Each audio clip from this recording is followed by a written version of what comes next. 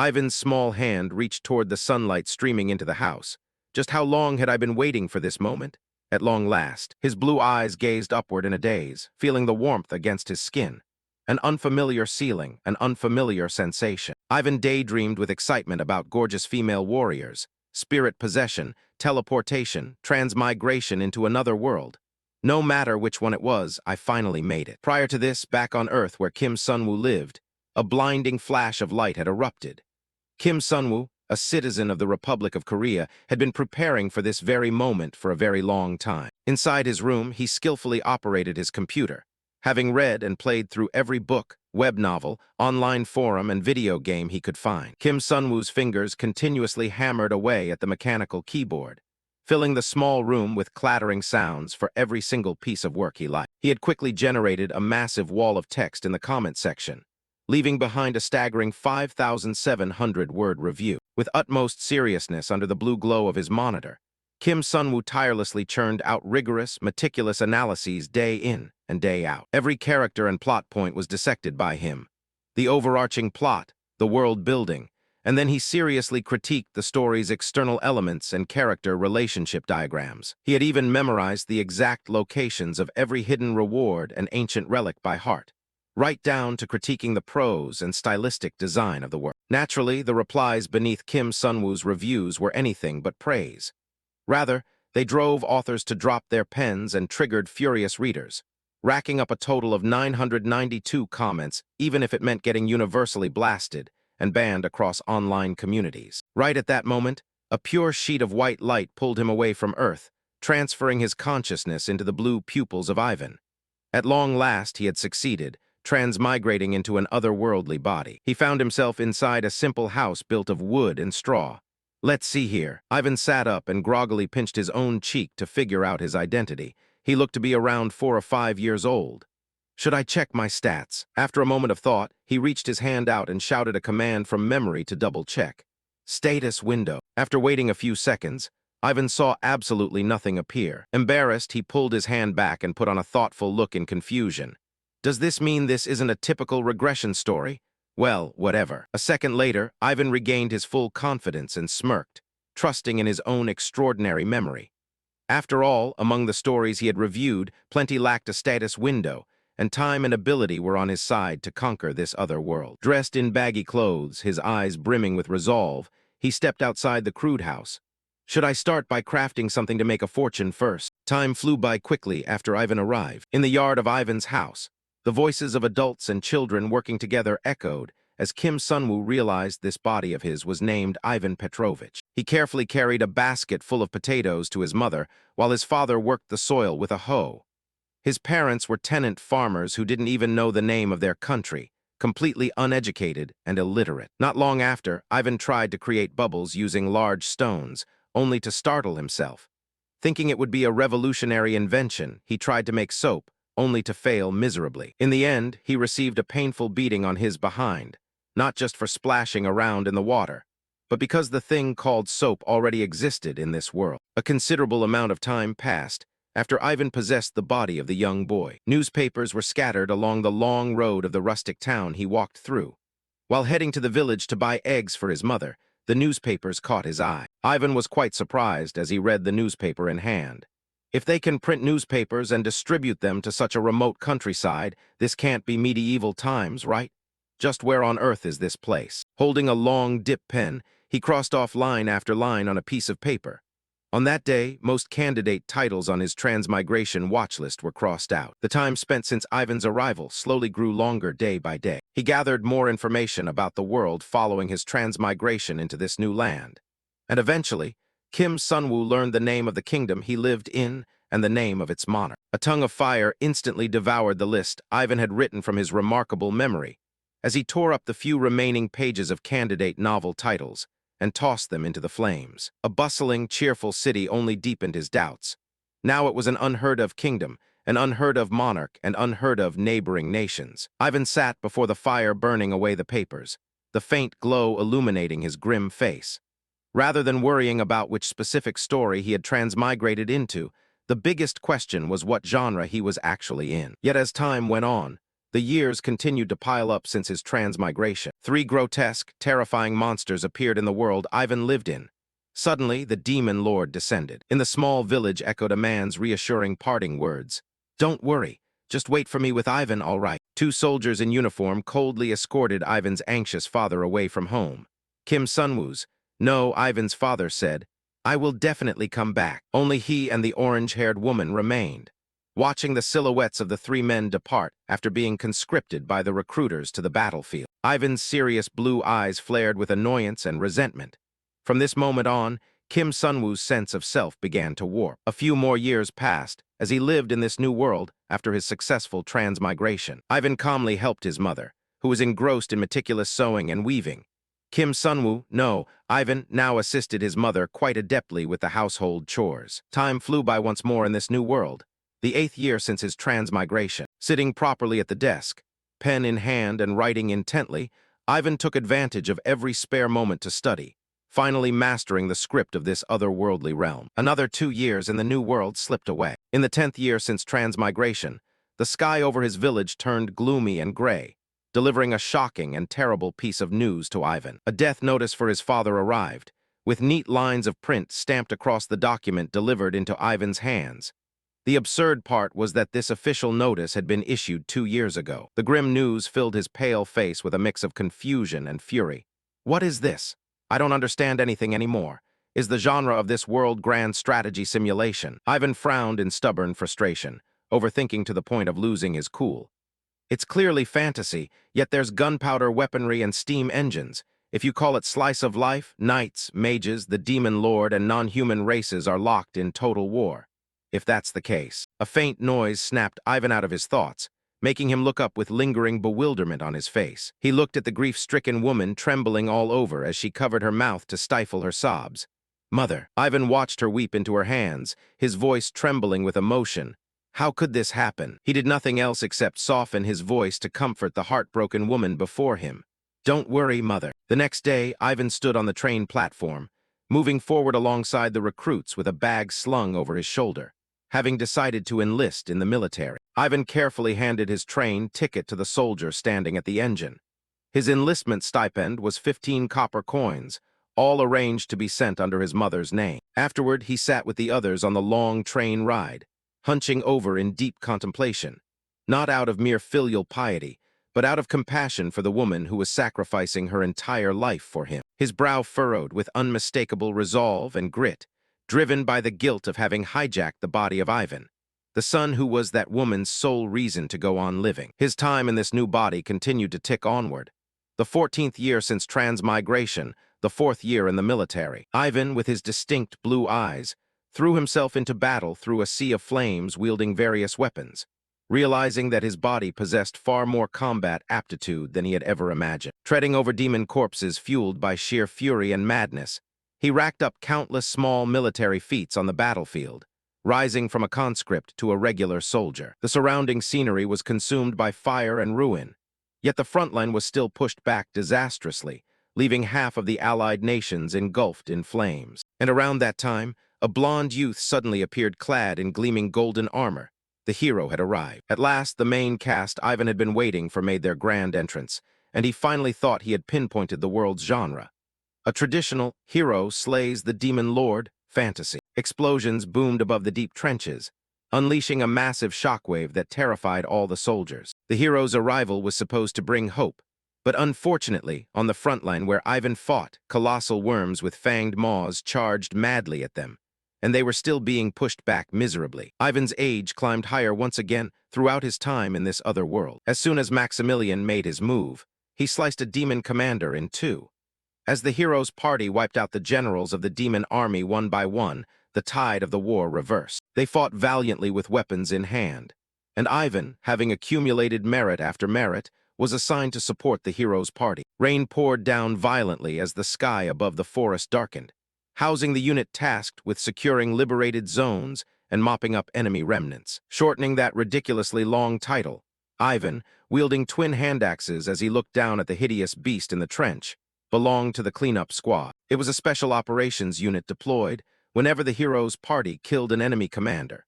throwing the enemy camp into chaos and collapse while rain relentlessly battered his worn-down body. Just like that, 2 years passed and his age steadily climbed. Maximilian's party rode proudly on horseback into the capital amidst cheering crowds. The hero's party had slain the demon lord. Ivan showed no emotion at all, merely watching them from above alongside the other soldiers as he decided to await the ending. A moment later, his gaze turned cold as he stared down. Now I can finally get out of this damn world. Yet the years of Ivan's life continued to tick up in steady increments. Inside the castle where the demon lord once ruled, now stood only an empty shell. Though the demon lord had been dead for 2 years, there was still no ending. The city houses lay partially damaged and devastated by war. During that time, the cleanup squad's numbers had dwindled to just 1/5. Ivan's blue pupils remained unchanged, growing increasingly deadened to death as he ruthlessly used his sharp combat skills to eliminate bandit threats, seeing right through High Command's intention to disband the unit. After Ivan carried out a final mission that was practically a suicide run, Ivan, with blue eyes like a ravenous wolf panting after the prolonged battle, submitted his discharge papers in hopes that even this agonizingly long epilogue would finally come to an end. The years Ivan spent in this other world kept adding up, completely against his will. At a grand church surrounded by lush greenery and clear skies, his mother had already passed away 10 years ago. Standing by the gate with a rugged beard taking in the view, he found himself utterly alone upon returning to his hometown. Standing silently before a massive angel statue, Ivan established an orphanage near the capital and took in war orphans. He still stood there hoping for an ending, but nothing happened. Just like that, up until now, the end credits were nowhere in sight. Outside, the silhouettes of children playing merrily under the sun, and their ringing laughter echoed across St. Vasilisa Orphanage. Sporting a thick beard, Ivan sat deadpan inside the library. He seriously jotted down notes in a journal, muttering over and over, "I miss it so much. I really miss it." Ivan used red ink to circle the lines written inside. "I miss it so much I'm going crazy." Sitting with his fingers interlaced in near despair, he questioned himself. It's been 4 years since the demon lord died. When is this damn ending coming?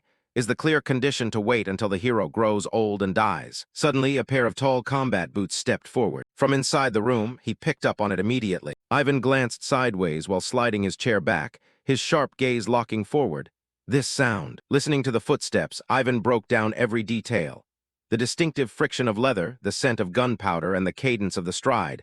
Only a single, properly trained soldier. Gripping his custom battle axe in hand, his face was dead serious. The door slowly opened with a familiar creak. Dmitri cheerfully gave a salute to Ivan. "Long time no see, senior. How have you been? I really should have visited you more often." But Ivan answered in a low, gruff voice. "No, Dmitri." Ivan raised his axe high as if ready to pounce. "You should have knocked first." Terrified by the sight, Dmitri frantically waved his hands and protested. "Senior, we've never done things like that. Besides, what's with that beard? It doesn't suit you at all." Hearing that, Ivan relaxed slightly and cut straight to the chase. "Get to the point." Seeing this, Dmitri teased as he held out a letter toward him. "We haven't seen each other in ages and you won't even offer me a seat. Still as hot-tempered as ever." Ivan looked at the letter with mild surprise. "What's this?" Taking off his coat, Dmitri urged him while Ivan remained lost in thought. "Just read it first. It's a personal handwritten letter from Her Royal Highness the Princess." Ivan sighed, still wary as he asked Dmitri, "Is it poisoned?" Dmitri brushed it off nonchalantly and sat down on the long couch opposite him. "It's probably just a normal greeting letter. Hurry up and open it." Ivan remained extremely guarded, looking down. A greeting from Her Royal Highness. He recalled the proud figure of Elizaveta in his memory. Elizaveta Kirillovna Krasilova, someone like the iron-blooded Liza, would never send me a letter just to ask about my health. Hesitating for a second, Ivan spoke up. "Seems like things are getting pretty rough, huh?" Dmitri gave a blank look before venting to Ivan. "Rough is an understatement, senior. The military government keeps whining every day about withdrawing the troops." The two sat facing each other in the room, discussing the situation in Aosen. Crown Prince Alexander wants to slice the country into 5 pieces and sell it off. The atmosphere around them grew heavy. And His Majesty the High King just sits there without uttering a single word. Then Dmitri grinned excitedly and told Ivan. And yet, right at this moment, boom. An international university, the most prestigious institution in the Allied Kingdoms, was founded during the war. Dmitri eagerly continued telling him about the massive academy, throwing in a riddle. St. Jansk University, Do you have any idea who enrolled as freshmen and faculty this year? With that, he answered his own question regarding a blonde girl who bore a striking resemblance to Maximilian. Isabel. Next was a valiant young man wielding a long spear. Oscar. The third was an elf girl holding a magic staff. Elfiera. The fourth was a fierce red-haired girl carrying a massive battle axe.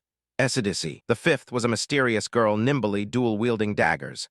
Lucia. Finally, the gentle face of the hero's party saintess surfaced. Patricia. The children of the heroes who defeated the demon lord and the three new deans are none other than the saintesses from the heroes' party back then. Dmitri was thoroughly serious and excited as he recounted all this to Ivan. Since the admission criteria have no age limit whatsoever, promising kids from all over the world prepared to enroll at an early age. Yet despite his upbeat tone, Dmitri's expression turned grim as he trailed off, considering the immense influence wielded by the children of the hero's party. If anything happens to them, if anyone gets hurt or killed. Ivan understood the repercussions all too well upon hearing that, asking simply, "Then this country is finished. What am I supposed to do?" Holding up 3 fingers toward Ivan with a grave look, he replied, "Until those kids return to their homelands without a single hair harmed, please protect them for exactly 3 years." Ivan knitted his brows, thinking with utter seriousness. What kind of hero story ending is this? That hero slays the demon lord and lives happily ever after nonsense was pure bullshit. International tension is a mess, domestic politics are in shambles, and on top of that, deep inside, Ivan was utterly baffled. Now out of nowhere, an academy pops up. Suddenly, Ivan sat bolt upright, as if realizing something. Ivan's expression morphed into sheer panic, pure dread showing in his eyes.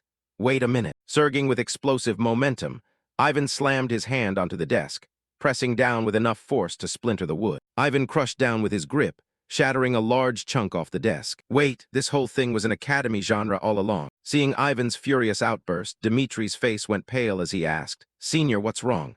Are you okay?" To which Ivan replied in a low, rage-filled growl, "You're asking if I'm okay." Then Ivan fell silent, his hands trembling. "I rolled through mud and blood in this other world for 30 whole years. And all of that was just the damn prologue." Ivan crushed the splintered wood in his grip and slowly pulled his hand back, leaving behind a gaping hole. "If that's how it is," he asked with a scoff of disdain, "all I need to do is help those brats graduate, right? Let's go get this ending." Clenching his hand into a tight fist, sheer excitement and determination flared across his face. "Orders acknowledged. Let's go home, Kim Sunwoo." Kirilovna opened the letter by greeting her old comrade. "Ivan, how have you been? I still hear news about you from time to time. It seems you are living well." She reminisced about the days they spent together. "Do you remember when we toiled away tending the garden? I had hoped we could all share a cup of tea together, yet you walked away without once looking back." She pensively gave warning of the impending situation. "However, Ivan, winter is coming once more. A winter far colder and quieter than the last is drawing near." She gently reached out to touch the green foliage. Memories of the old garden with Ivan flooded back as Kirilovna glanced across the courtyard, earnestly calling out to the comrade she trusted most. "Ivan, my most trusted woodsman." She promised to offer anything in exchange for Ivan's aid. "Whatever your wish may be, I will repay you threefold. If that compensation is still not enough, I will repay you with our friendship. And if even that is not enough to settle the debt, I will pay with our shared memories." Kirilovna concluded the letter with a heartfelt plea. "The kingdom still needs your devotion, as it always has and always will. Sincerely, Kirilovna." In the room, Ivan set the letter down on the desk and calmly responded, "I'm done reading." In short, he quickly grasped Kirilovna's request. "For 3 years, until the hero party's children graduate from the academy, make sure not a single one gets injured or killed, right?" Having realized the true genre of this world, Ivan thought to himself, "To think the genre of this world was an academy story all along.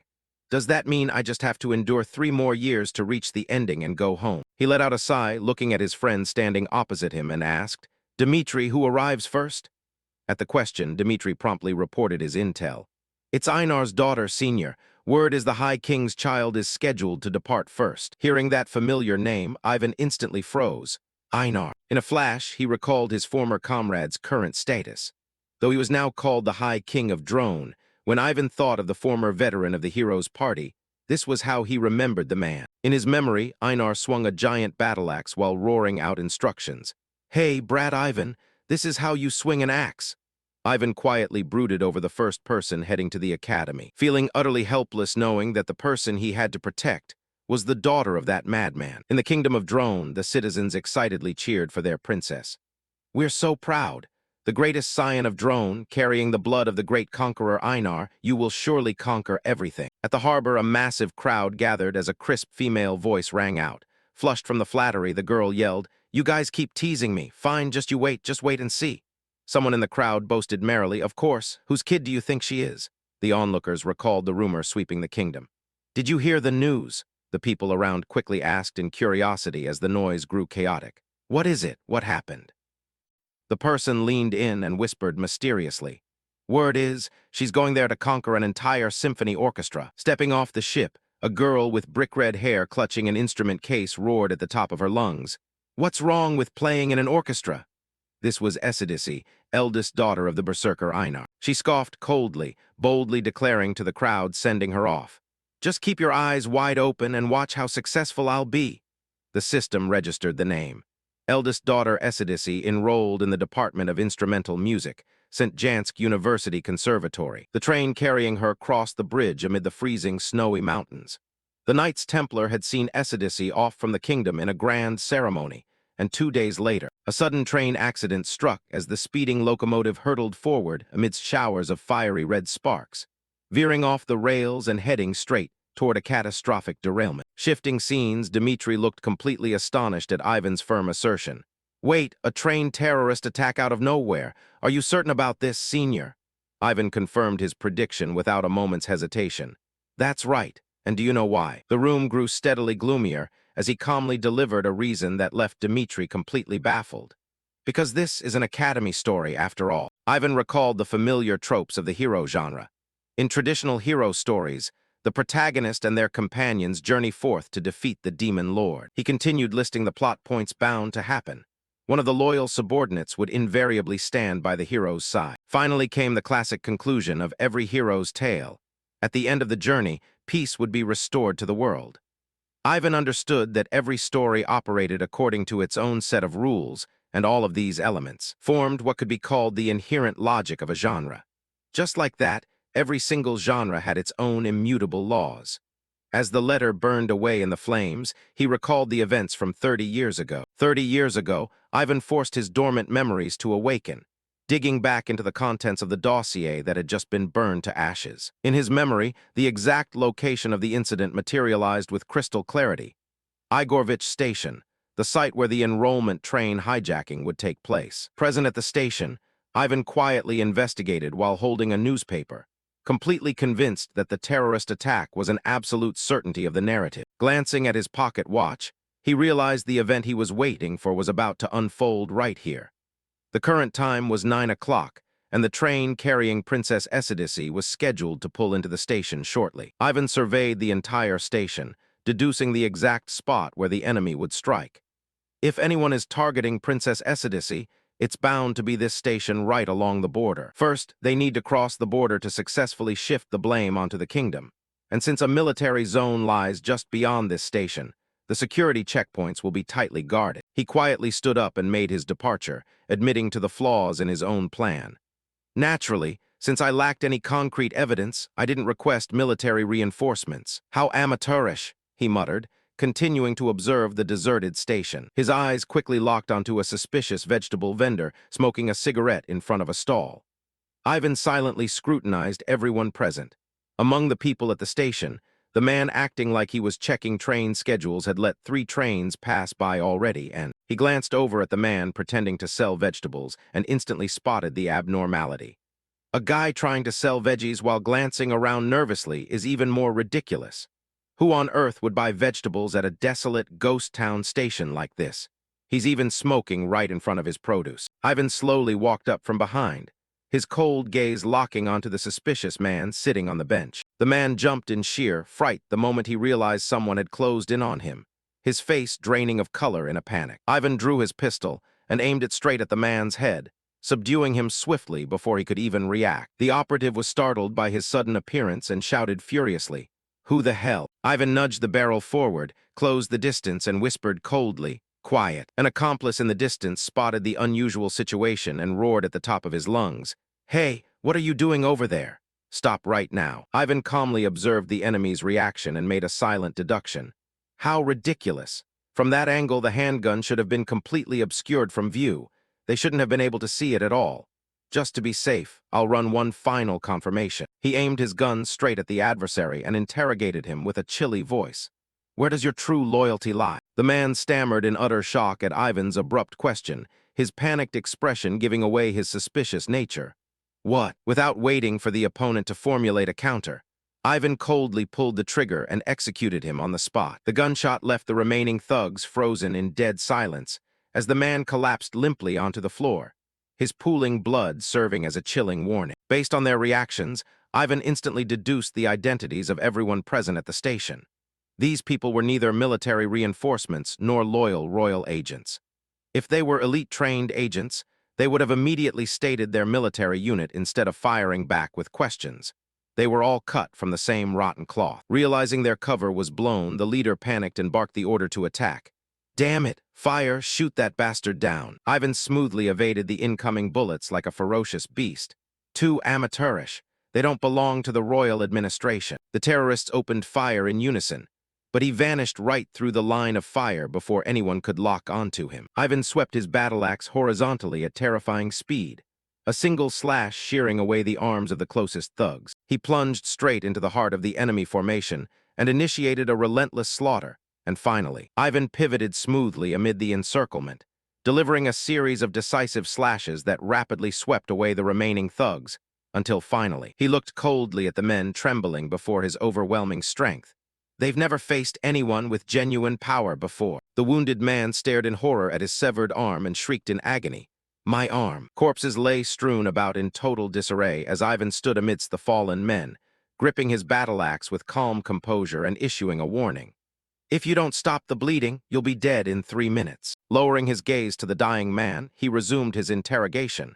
Where are the others? Terrified, the man spilled the location of his accomplices to beg for his life.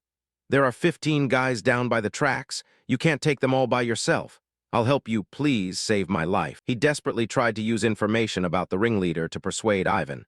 The real boss is an absolute monster. If you spare my life, I can draw his attention for you. Ivan quickly pieced together the group's role at the station. So you guys are just the vanguard unit. The man nodded frantically. Yes, spare my life and I'll cooperate with you. I can be extremely useful. Ignoring his plea, Ivan pressed on. Did you hear anything about who is on that train? The man immediately blurted out the intel he had received. I heard it's a gold bullion transport train. They said it's just a regular commercial cargo shipment being sent to the kingdom. Ivan tightened his grip on his axe. The man looked up at him with flickering hope and asked carefully, You'll spare my life, right? I answered everything you asked honestly. Ivan coldly dismissed his claim. No, there was a lie mixed in there. The man turned pale with panic, utterly clueless about where he had messed up. What? What are you talking about? To avoid any further complications, Ivan poured all his strength into his battle axe and brought it down to finish off the last thug before he could rise. So much for you being useful. Shifting scenes, the station clock ticked past the remaining minutes. The current time was 9:54 a.m. Ivan calmly wiped the blood from his hands, calculating his cleanup speed. The time it takes for an extermination squad member to clean up corpses and bloodstains. 5 minutes. Standing alone in the deserted station, he continued his calculations. Cleanup will wrap up at 9:58, leaving me a 2-minute buffer before the train arrives. Having sanitized the crime scene, Ivan stood coldly amid the drifting leaves, his expression as serene as if no battle had ever taken place. What a tedious waste of time. Kirilovna calmly inquired about the whereabouts of her old comrade. And what about Ivan? Her subordinate bowed and reported Ivan's recent actions. He suspects a train terrorist attack is going to happen, Your Grace, and he even pinned down the time and location with remarkable precision. Kirilovna suspected that Ivan possessed a secret intelligence network. Does Ivan have informants or eyes everywhere? Dmitri immediately denied it. No, Your Grace, there hasn't been a single sign of anything like that over the past 4 years. Kirilovna let out a chuckle, prompting Dmitri to speak up warily. My lady, she sighed, gazing into the distance as she issued an order to Dmitri. Monitor every single move Ivan makes. Track his every step down to the most trivial actions, write them down, and bring the reports back to me. Kirilovna wanted to keep tabs on every development surrounding Ivan, so she could check on him at any moment. Her eyes burned with resentment as she recalled the look Ivan wore when he left to carry out his final mission 4 years ago. It's exactly the same look you had when you set out on your final mission 4 years ago. Even though that action was based purely on guesswork, you always exude this strange, unshakable confidence. The train carrying Essidici continued barreling across the snowy mountains, speeding straight toward the spot where Ivan lay in wait. The conspirators tightly clutched their detonator switches to execute the plan, while Kirilovna thought to herself, "I know for certain." Moments later, Ivan vaulted through the blinding snowstorm, quickly giving chase to the moving train ahead. Kirilovna believed his prediction would manifest as reality once again, because that was simply how Academy stories worked. The train bombing was bound to happen. Essidici sat quietly by the train window, completely oblivious to the lethal trap waiting ahead. Ivan knew that this terrorist attack couldn't alter the destiny of key individuals. It would never be able to harm the protagonist or major characters. Explosives had been secretly planted along the tracks by the terrorists, with the train bombing taking place right before the start of the semester. All because this was the mandatory tutorial phase. The ringleader gripped the detonator switch tightly, smugly convinced that pressing the button would complete the entire operation. The tutorial phase is just the stage for players to get acquainted with the game. Just push the button and everything will be over. Therefore, his fingers slowly pressed down on the red button, officially triggering the train bombing. A violent explosion instantly engulfed the engine car, shaking the train violently amidst a sea of flames. Ivan nonchalantly revealed his true plan. "From the very beginning, I never had any intention of stopping this train bombing." Essidici clutched her head in a panic amid the deafening explosions, remaining safe because the tutorial phase has to be handled by the protagonist, whereas the ringleader broke into a sadistic grin, fully convinced the prey on the train was dead. "All right, let's go plunder the train." Ivan sprang into action right then and there. "I'll use this opportunity to uncover the organization pulling the strings behind this terrorist conspiracy." He sprinted off at breakneck speed. "And afterward, I'll wipe that organization out right at the academy." Ivan vanished behind the thick veil of snow to avoid a direct confrontation, carrying out his intelligence operations from the shadows. As he moved, he gripped his gun and battle axe tightly, ready to eliminate any threat appearing along his path. "I'll root out these threats completely." Amid the blazing inferno, Ivan coldly pulled the trigger, kicking off his hunt for the people who had targeted Essidici's train. This was how the extermination squad operated. Billows of thick black smoke rolled into the air following the blast, blanketing the snowy mountain region. The derailed train lay overturned amidst a sea of flames, leaving a scene of utter devastation. The terrorists swarmed around the wrecked train and cheered. "We're insanely rich now." One of them excitedly calculated how to fence the loot. "All we need to do is scrape off the royal insignia, melt it down, and sell it on the black market. We'll be drowning in cash, boss." The ringleader immediately urged his subordinates. "All right, hurry up and clean this place up." Just as he spoke, he suddenly froze, a premonition of danger instantly tightening his facial expressions. An abrupt counterattack struck with terrifying speed, plunging the terrorists into utter chaos. One thug was sent flying headfirst into the ground while the others looked around in panic, completely clueless about who had just struck. "What the hell?" Fear was a trait exclusive to the weak. A terrified terrorist glared toward the source of the noise and roared, "Damn it, who's there?" Ivan instantly recognized their inferior caliber. That reaction proves not a single one of them has the ability to perceive bullet trajectories. The ringleader gritted his teeth and glared at Ivan as he strolled out unhurriedly, bellowing, "You bastard!" Emerging from the smoke with a gun in each hand, Ivan coldly interrogated the man standing before him. "Are you the leader?" The panicked ringleader ordered all his subordinates to open fire. "Shoot! Shoot him down right now." Ivan narrowed his eyes, instantly sensing the killing intent directed straight at him. He focused entirely on feeling the murderous aura radiating from the incoming bullets. This was what they called trajectory perception. Thanks to this ability, Ivan easily read the precise firing angles of his enemies, preparing to dodge and counterattack. As the terrorists opened fire one by one, he serenely evaded the hail of bullets and recalled a memory. Firearms are utterly useless against anyone who surpasses a certain threshold of power. Because of the killing intent carried throughout battle, Ivan sensed the crisscrossing bullet paths around him. Reading every single attack vector, bullets and weapons always gave themselves away. He tightened his grip on his firearm, recalling the basic combat knowledge of mana users. When dealing with handheld weapons, concealing murderous intent with mana is a fundamental lesson. However, doing the same for flying objects like bullets or arrows is exceptionally difficult. Ivan spun through the countless tangled trajectories, gracefully dodging every single incoming bullet. He vaulted straight into the middle of the formation, dodging bullet paths while gunning down the closest thug. Bullets and weapons always give themselves away. Before the enemy could close in, Ivan drew his sidearm and pulled the trigger in the blink of an eye, a bullet piercing straight through the enemy's head as he silently probed their strength. That's how you gauge an enemy's power. Ivan plowed right into the thick of the terrorist ranks and coldly commenced the purge. And to weed out the weak, a terrified terrorist watched in horror as Ivan struck down his men one by one in the blink of an eye. "You damn bastard!" The ringleader attacked while shouting in furious interrogation. "Who sent you? Where did this mad dog come from?" But Ivan was faster than his thoughts. He dodged a blade and shattered the offensive stance in an instant, leaving his opponent stunned by the cold countermaneuver. A punch to the gut sent the man flying backward. Before he could even properly recover his footing, Ivan batted him down directly into a deep trench. The ground caved inward from the horrific impact, leaving both him and the onlookers frozen in silence. Gritting his teeth, the man uttered a threat. "I've memorized your face. Just you wait, Ivan cut the ringleader off with a cold question. "Are you really that good at remembering faces?" He drew a prepped firearm, letting out a smile that made the ringleader feel deeply uneasy. Ivan recognized the true identity of the man standing before him. This guy must be the tutorial boss. Since he's meant for the male lead, I have no intention of killing him. However, he kept the ringleader alive to squeeze every bit of information out of him. "Answer me right now. If you hold anything back, I know countless ways to inflict agony without leaving permanent injuries." Shifting scenes prior to her departure, Eurydice sternly warned the father who kept trying to secretly follow and protect her. "Absolutely not. Under no circumstances are you allowed to follow me, father. If there is even the slightest chance." She resolutely declared the consequences should Einar dare to tail her behind her back.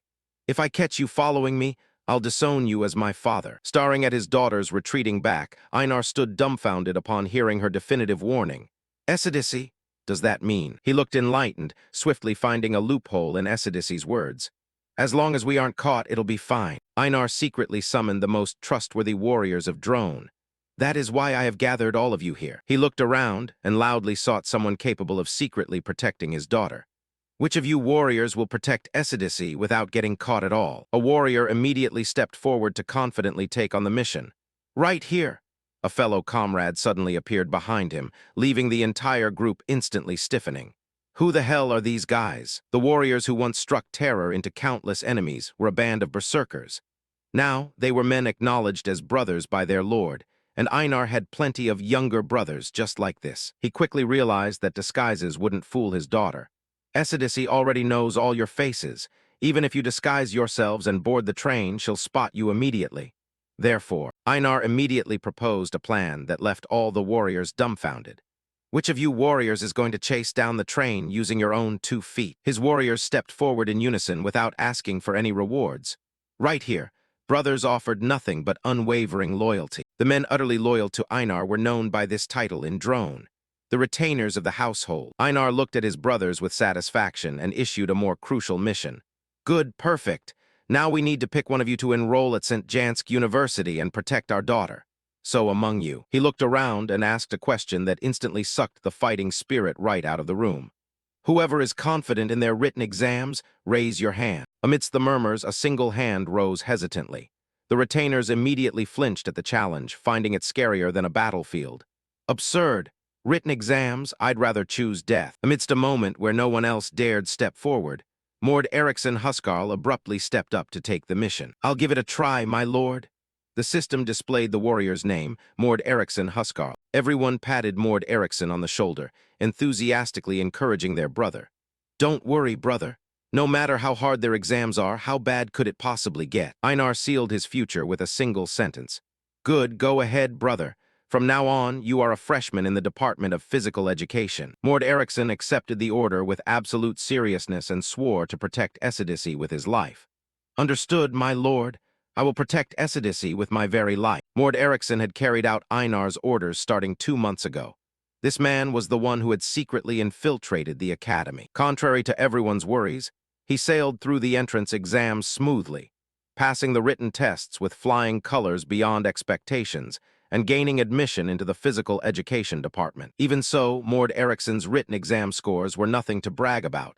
Naturally, he had merely scraped past the passing grade with the bare minimum score. Quite a few proctors stared in utter disbelief at the absurdity of it all. Mord Ericsson gained admission solely because his athletic achievements far surpassed every other applicant, made possible by setting a brand new record in the practical exam. The proctors stared in shock at Mord Ericsson's superhuman physical prowess. Is this guy even a student? His physical stats are staggering. Indeed, that overwhelming strength was the pride of the warriors loyal to Einar. The story of Mord Ericsson began on a freezing midwinter day. One day in January, after using sheer human endurance to chase the train across a vast expanse, after running behind the train for 2 day and night cycles without a single moment of rest or sleep, he became a freshman in the Department of Physical Education. Mord Ericsson ran while desperately shouting Esidici's name. "Esidici, wait for me.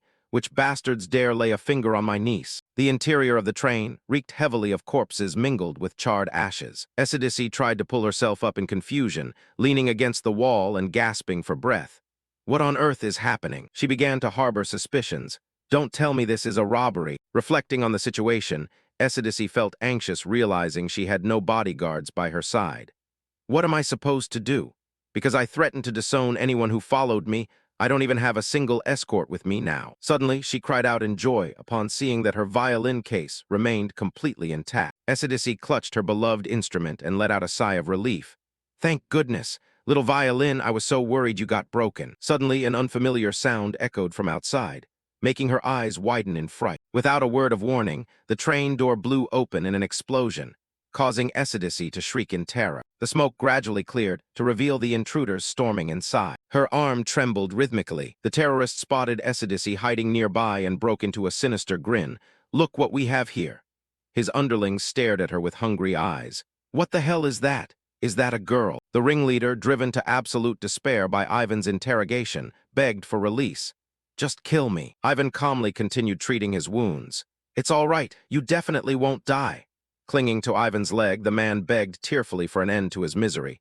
"Kill me." Ivan gripped his blood-stained axe tightly, feigning a troubled expression at the desperate plea.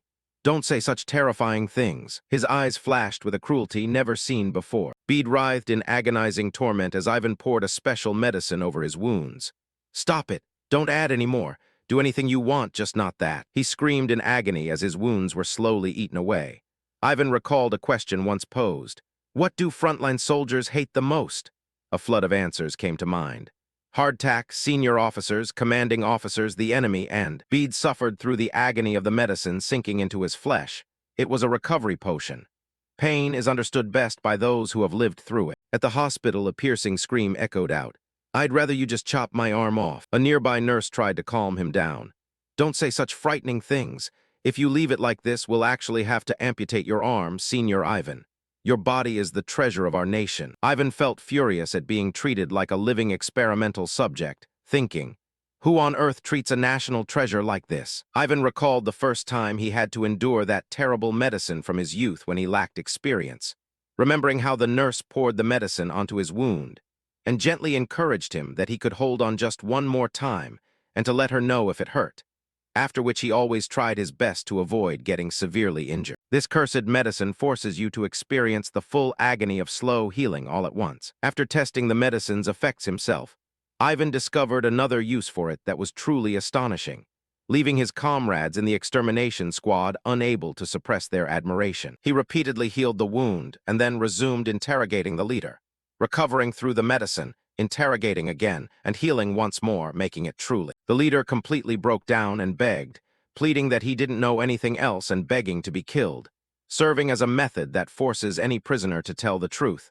A flawless confession serum. Ivan refused the leader's plea for death, continuing to pour the medicine like watering a plant, and telling him he needed to stay alive since he was likely a tutorial boss with no reason to be killed. He kindly brought the surviving leader back to the train, nodding that while he was kind enough to carry him all the way there, the fact that the leader couldn't even remember who ordered the terrorist attack proved he was just a low-level cannon fodder soldier. Ivan deduced that someone had used magic to conceal the leader's memories, wondering if a cognitive impairment spell had been cast on him. He suddenly sensed an object hurtling toward him at a terrifying speed along a direct trajectory. Ivan focused on identifying the target of the incoming attack, wondering where it was aiming, between his eyes.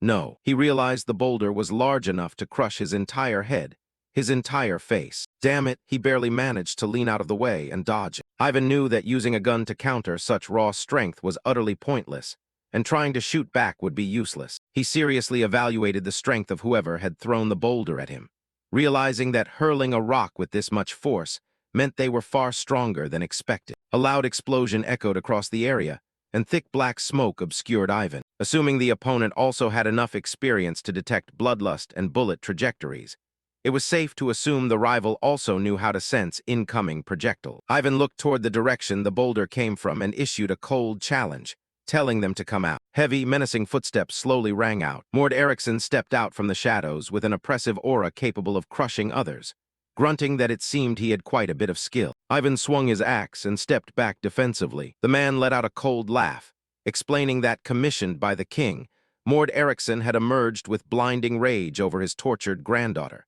rebuking Ivan for being foolish enough to touch a single hair on her head compared to his actual skills. Ivan scoffed and lunged straight forward, realizing he had miscalculated because this guy wasn't a tutorial boss after all, but rather the boss's relative. He gripped his combat weapon tightly with both hands. Ivan issued a cold warning to Mord Eriksson before the battle began, telling him that for his own good, he better know something, since after the whole terrorist incident, this guy was the real mastermind. Mord Eriksson fiercely swung his axe straight forward. Ivan agilely dodged his attack. He was startled by Mord Eriksson's terrifying strength, finding it strange that this guy was so powerful. Ivan spun his weapon around in his hand a few times. He quickly launched a counterattack against the man's blows, wondering if his prediction had been wrong since he was certain this was supposed to be the tutorial section. Mord Eriksson reacted quickly and seized the upper hand, though Ivan managed to dodge just in time, shocked that someone committing robbery could possess this kind of skill,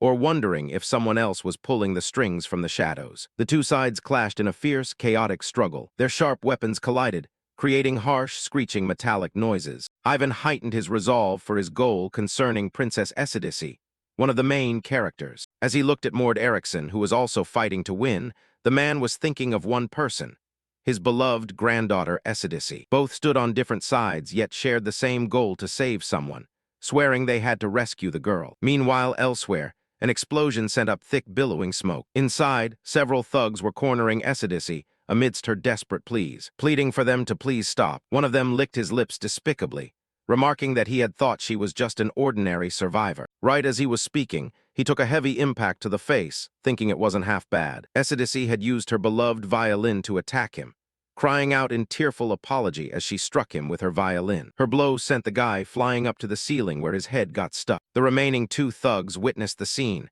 and muttered under their breath that she was formidable. Esidice clutched her instrument while trembling, tears streaming down her face as she addressed them. She mourned for her violin, crying out that they had hurt Kang, her 2-year-old violin, calling them crazy bastards. Outside, Ivan recalled some information about her, nodding that Princess Esidice shared many traits with her mother, but her father was a real disaster. Esidice sobbed while praising how wonderful her instrument had been. The robbers were caught slightly off guard, completely terrified by her previous strike as they shouted at each other to run away quickly to their boss. The girl raised her instrument high once more, charging at the thugs while shouting her violin's name in mourning. Kang. Her eyes overflowed with murderous intent as she vowed to avenge it, marking the exact moment the strongest music student on Earth was born. The battle on Ivan's side wasn't over yet, and amidst the clash, he heard a loud, approaching scream for help. Another thug was blasted into the air amid the shouts of his accomplices, screaming in madness that she was crazy and telling everyone to run. Ivan and Mord Eriksson paused their fight, distracted by the commotion as Ivan grew slightly worried and challenged the fleeing thugs, demanding to know what happened to the red-haired girl and whether Esidice was safe, while Mord Eriksson echoed the exact same question about his granddaughter. The two of them suddenly realized they shared the exact same objective. Ivan jumped out of the skirmish and questioned the thug closely, asking if the person who used the recovery potion earlier wasn't his relative. The system suddenly popped up with the revelation that a train robbery in a school-themed story could never kill off a main character, because a helper would always appear to assist, making Ivan let out a soft realization as he confirmed if this guy was Esidice's helper. Mord Erickson slowly calmed down and asked with suspicion, demanding to know if he wasn't in cahoots with those bastards. Ivan instantly denied it, wondering why the man misunderstood, prompting Mord Erickson to point out his reason for suspicion, that Ivan had just poured a healing potion on that bastard earlier. Ivan mentally recalled that it was one of the interrogation methods used by the extermination squad, remembering someone once yelling at him for it, asking if he was crazy for using medicine that way. After a brief silence, Ivan gave a vague explanation that he had some investigations to run, causing Mord Erickson to understand and remark that he should have said so from the beginning. He quickly shifted his attention elsewhere. Mord Erickson looked toward the furious Esidice and shouted her name. He quickly checked on her, asking if his granddaughter was safe, to which she immediately recognized him and called out to her uncle. Ivan quietly observed them, thinking back to 7 years ago when he had first seen the target Esidice. Images of Esidice and her young voice flashed through his mind as she called out to her uncle, remembering she was just a child back then, though she probably still remembered him. Watching the two reunite, Ivan confirmed the target was safe, and her helper was fully capable of escorting her all the way to the academy, realizing it would cause major trouble if his identity got exposed here. Esidice noticed the direction where he had been standing. Finding no one there except the thugs, she asked her uncle if someone had been standing there just now, unaware that Ivan had already left as it was time to retreat. Mord Erickson silently stared in that direction. Recalling the previous battle, he deduced that the fighting style looked identical to the Krasilov Special Forces. Analyzing his opponent's movements, he thought the way the guy wielded his axe looked extremely familiar, bearing a striking resemblance to Senior Einar's axe technique. Piecing it together, Mord Erickson arrived at the only name that fit all the criteria. If he came from Krasilov and learned axe techniques from Einar, it could only be one person, the hero candidate, Ivan Petrovich. Rubbing his chin, he asked Esidice if she remembered anyone named Ivan, which instantly excited her as she happily confirmed that she definitely remembered Uncle Ivan. Walking together, Esidice excitedly described him as a great, kind, and cool guy, though Mord Erickson replied that he wasn't so sure about the cool part. Hearing rumors that Ivan had died 2 years ago, Mord Erickson remarked that he never would have recognized him if he hadn't shaved off his beard. Elsewhere, Ivan let out a NH letter 1EB9 relief sigh. Leaning his back against the wall and watching the flowing water, he mentally muttered that it was a tiring day for the amount of money earned. Einar's eldest daughter, Esidice, had arrived safely, likely dispatched as a Huskarl agent to ensure the target's successful security. Inside the magnificent and grand palace, a letter reported that Einar's eldest daughter had arrived safely, prompting Ivan to voice his approval with a single word. The letter continued with other updates.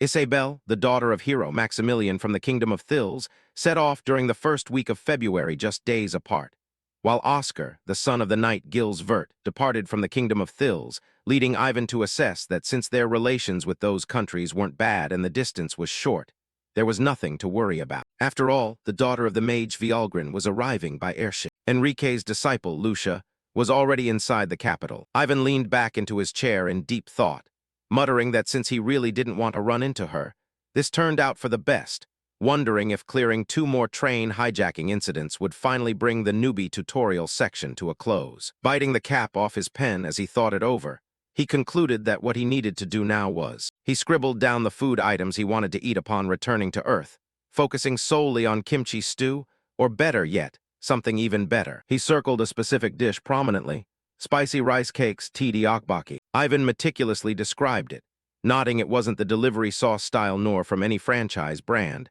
but specifically the kind sold right outside school gates. Lowering his head with a longing wish to go home, a face appeared outside his window glass accompanied by a voice asking if he was planning to abandon them again. Ivan immediately turned around to look at the source of the voice. Surprised, he asked her when she got there, recognizing her as 17-year-old Priscilla, an orphanage member who cheerfully replied that she had been there ever since the principal started mumbling about the foods he wanted to eat. Ivan stepped aside to dodge her and calmly asked how she even got up there. Priscilla confidently explained that she was in the graduation class and studied very hard in school, leaving Ivan in disbelief as he noted they were on the 3rd floor, silently questioning whether scaling walls was part of the orphanage curriculum. Walking outside together with Priscilla, who excitedly shouted that she won and asked if he knew it, Ivan reminded her to use the hallway next time because it was dangerous. Far off in a corner of the wall, a figure was observing Ivan's every move. It was a group of kids tracking him,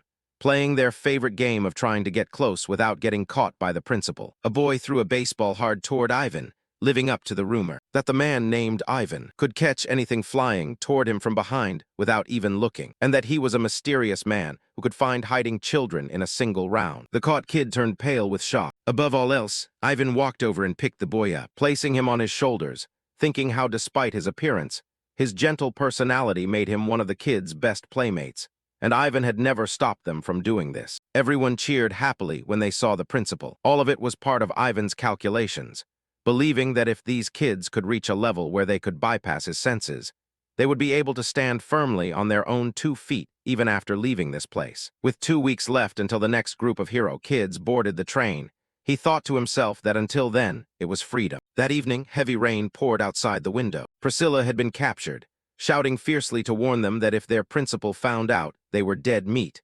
But the captors ignored her and demanded to know whose faction she belonged to, telling her to shut her mouth and stop talking about that old principal. Growing increasingly impatient, they demanded to know where she learned how to hide her presence like that. Asking who her principal actually was, Priscilla confidently blurted out the name Ivan Petrovich. Asking if they had heard of him before, the 2 captors mulled over the name Ivan Petrovich, before bursting into mocking laughter, asking who hadn't heard of him, disparaging the name by pointing out that Ivan was the most common name in Krasilov and Petrovich was the most common surname. Another voice chimed in from outside, telling them to hold on. A girl stepped forward with a serious tone, demanding to know who they had just mentioned. Priscilla broke down in tears, her voice trembling as she called out for the principal, repeating Ivan's full name once more, Ivan Petrovich. At the same time, people from the orphanage rushed in to report to Ivan, informing him that a child from the orphanage had been kidnapped and asking if he remembered Priscilla,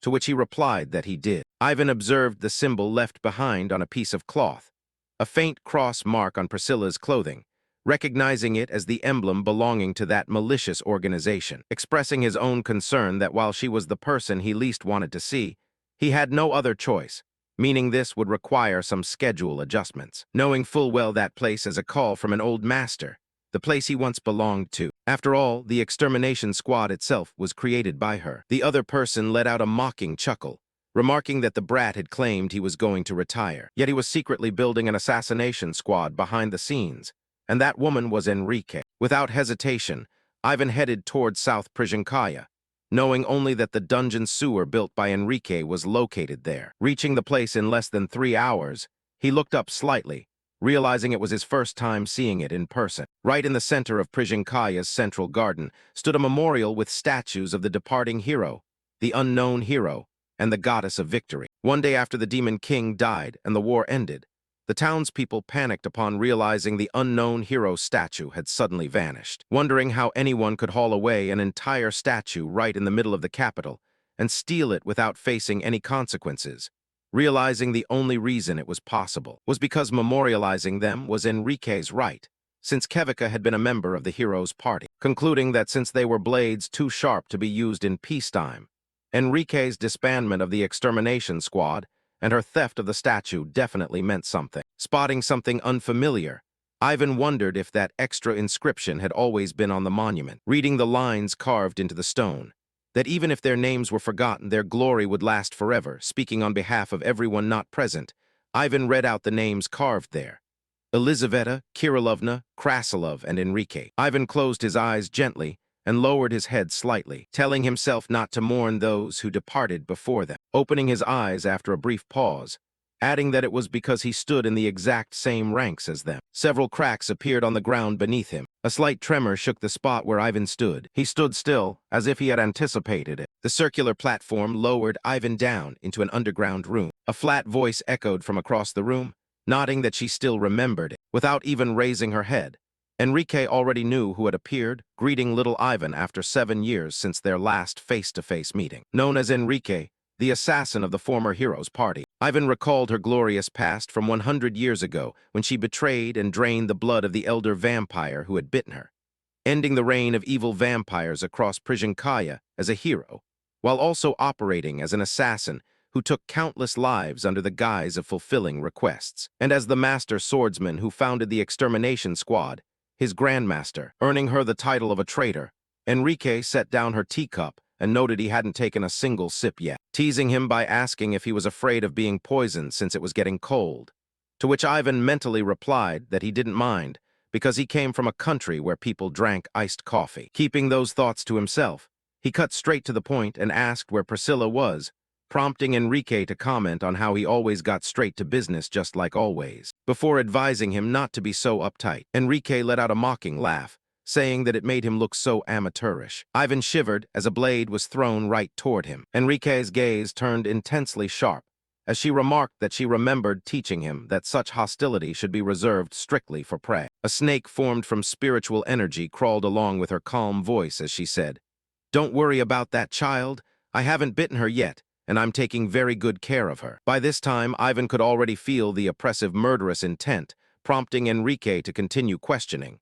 "Now it's your turn to answer." She wanted to know clearly what on earth he was plotting. Receiving no answer, Enrique grew slightly impatient and asked again, "I'm asking what you're plotting by gathering all those orphans together." She thought to herself, "You brat, when I heard you adopted an orphan after retiring, I actually thought it was so cute." But things didn't seem that simple, and training an agent capable of executing ambush techniques to perfection in just 2 years before sending her over felt essentially like an act of defiance, as if to tell her that he was opening a murder training facility right in their own backyard. Enrique felt that this was definitely a declaration of war, right? Still staring intently at Ivan, she added that deep down she was actually a bit disappointed. "It hurts, you know," she thought, looking him up and down from head to toe to evaluate him. "And what's with that silly mustache? It's driving me crazy.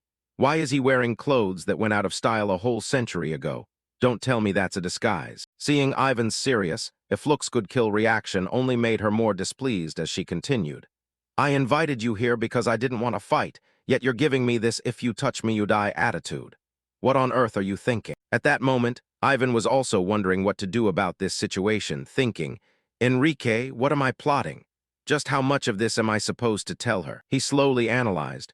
4 years after the Demon King's death, the kingdom of Krasilov looks peaceful on the outside, but it's actually split in two, getting caught up in the struggle for the throne between the crown prince, who was ready to risk starting an external war, and Princess Elizaveta, who sought to maintain internal peace. To prevent a war, the princess even redeployed an agent who had faked his death to ensure the key figures enrolling in the Grand Academy graduate safely. "And that agent is me," Ivan thought, still not quite grasping her intent when she asked what he was plotting. Ivan had a million questions running through his head.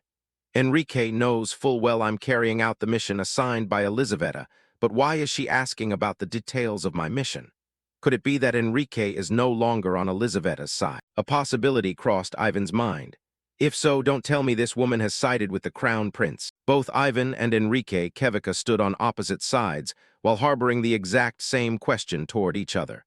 What on earth is that lunatic thinking? What on earth is that lunatic thinking? After a moment of silence, Ivan finally spoke up. "I heard you're raising a disciple, and she's scheduled to enroll at St. Jansky University." This was the only approach he could think of right then. "Right, this is something we can resolve through conversation." Enrique wanted to hear more, prompting, and then Ivan smoothly went along with it. "My client has shown interest, and if she accidentally gets hurt, it would be a massive loss for the nation, so they told me to look after your disciple." Ivan mentally scrambled. That's the exact job Elizaveta gave me. She knows full well how the princess operates. Unless she's sided with the crown prince, she has to understand what I'm hinting at. And precisely as intended, Enrique understood all those words from her perspective. "You said you're raising a disciple." Bam.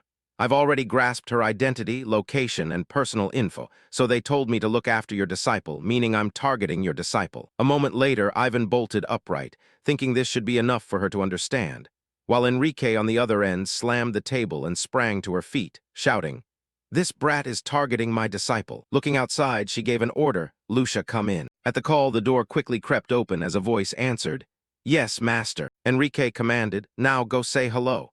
This is your senior brother." And the girl immediately obeyed, saying, "I've heard so much about you." The moment Ivan laid eyes on her, he had to blurt out a question. "Are you even human?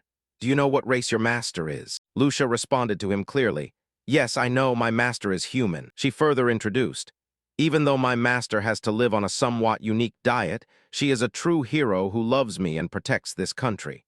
If you ask me what defines a race, I would answer that it's humanity. Hearing that, Ivan could only let out an "oh." The scene left him somewhat astonished, because ever since the war with the demon race, the kingdom had always maintained a hostile attitude toward non-human races, making the girl's open-minded attitude a rare sight. At that moment, Enrique stood up, speaking with a tone of deep satisfaction. "She is my pride and joy, someone far better than me. No, better than all of us. A precious child I was blessed with in the twilight years of my life. That is why." Enrique stepped forward with a line that sounded almost like she wanted him to trust her. "I don't want to kill you, Ivan." Ivan also slowly picked up his weapon and stood up, knowing that everything ultimately had to lead to this. Pointing his weapon right at her with a cold voice, he demanded, "If you're still shaking hands with the royal family, then I'll use the memories between us to ask you one thing. Where does your loyalty lie?" Ivan threw out the sharp question. What price did Alexander pay, people, blood, or territory? This remark took Enrique by surprise as she countered. "Huh, weren't you the one shaking hands with Alexander?" Hearing that, Ivan was stunned. "What on earth are you talking about? I've never once met that man with a smile on my face." Both came to a halt, the fighting spirit that had just been ignited fading away. Enrique pressed her hands down on the table, as the room fell into a silence, so profound you could hear a pin drop. She sat back down in her chair and complained with a sigh, "This really drains all my energy. Every time we talk it's always like this. Why is the world so fair? If only you'd grant me a bit more eloquence." While Ivan didn't know how to reply, thinking, "It's not like that." Lucia didn't understand what was going on but chimed in cheerfully, "I think you two look really good together," prompting Enrique to snap back. "What on earth are you talking about?" Ivan let out a sigh of relief and finally picked up his coffee cup, thinking, "With this level of stress, it's enough to make me want to ask Princess Elizaveta for overtime pay." Taking a quiet sip of his coffee, he confirmed to himself, "Anyway, the problem's been resolved." Even when the tutorial phase began, Enrique's disciple wouldn't fall into any major danger because Enrique herself would protect the girl. The future student of St. Jansky University, Lucia, teased Enrique at that moment. "Master's murderous intent is no joke, as expected of a former assassin from the hero's party," to which Enrique brushed it off vaguely. "Whatever."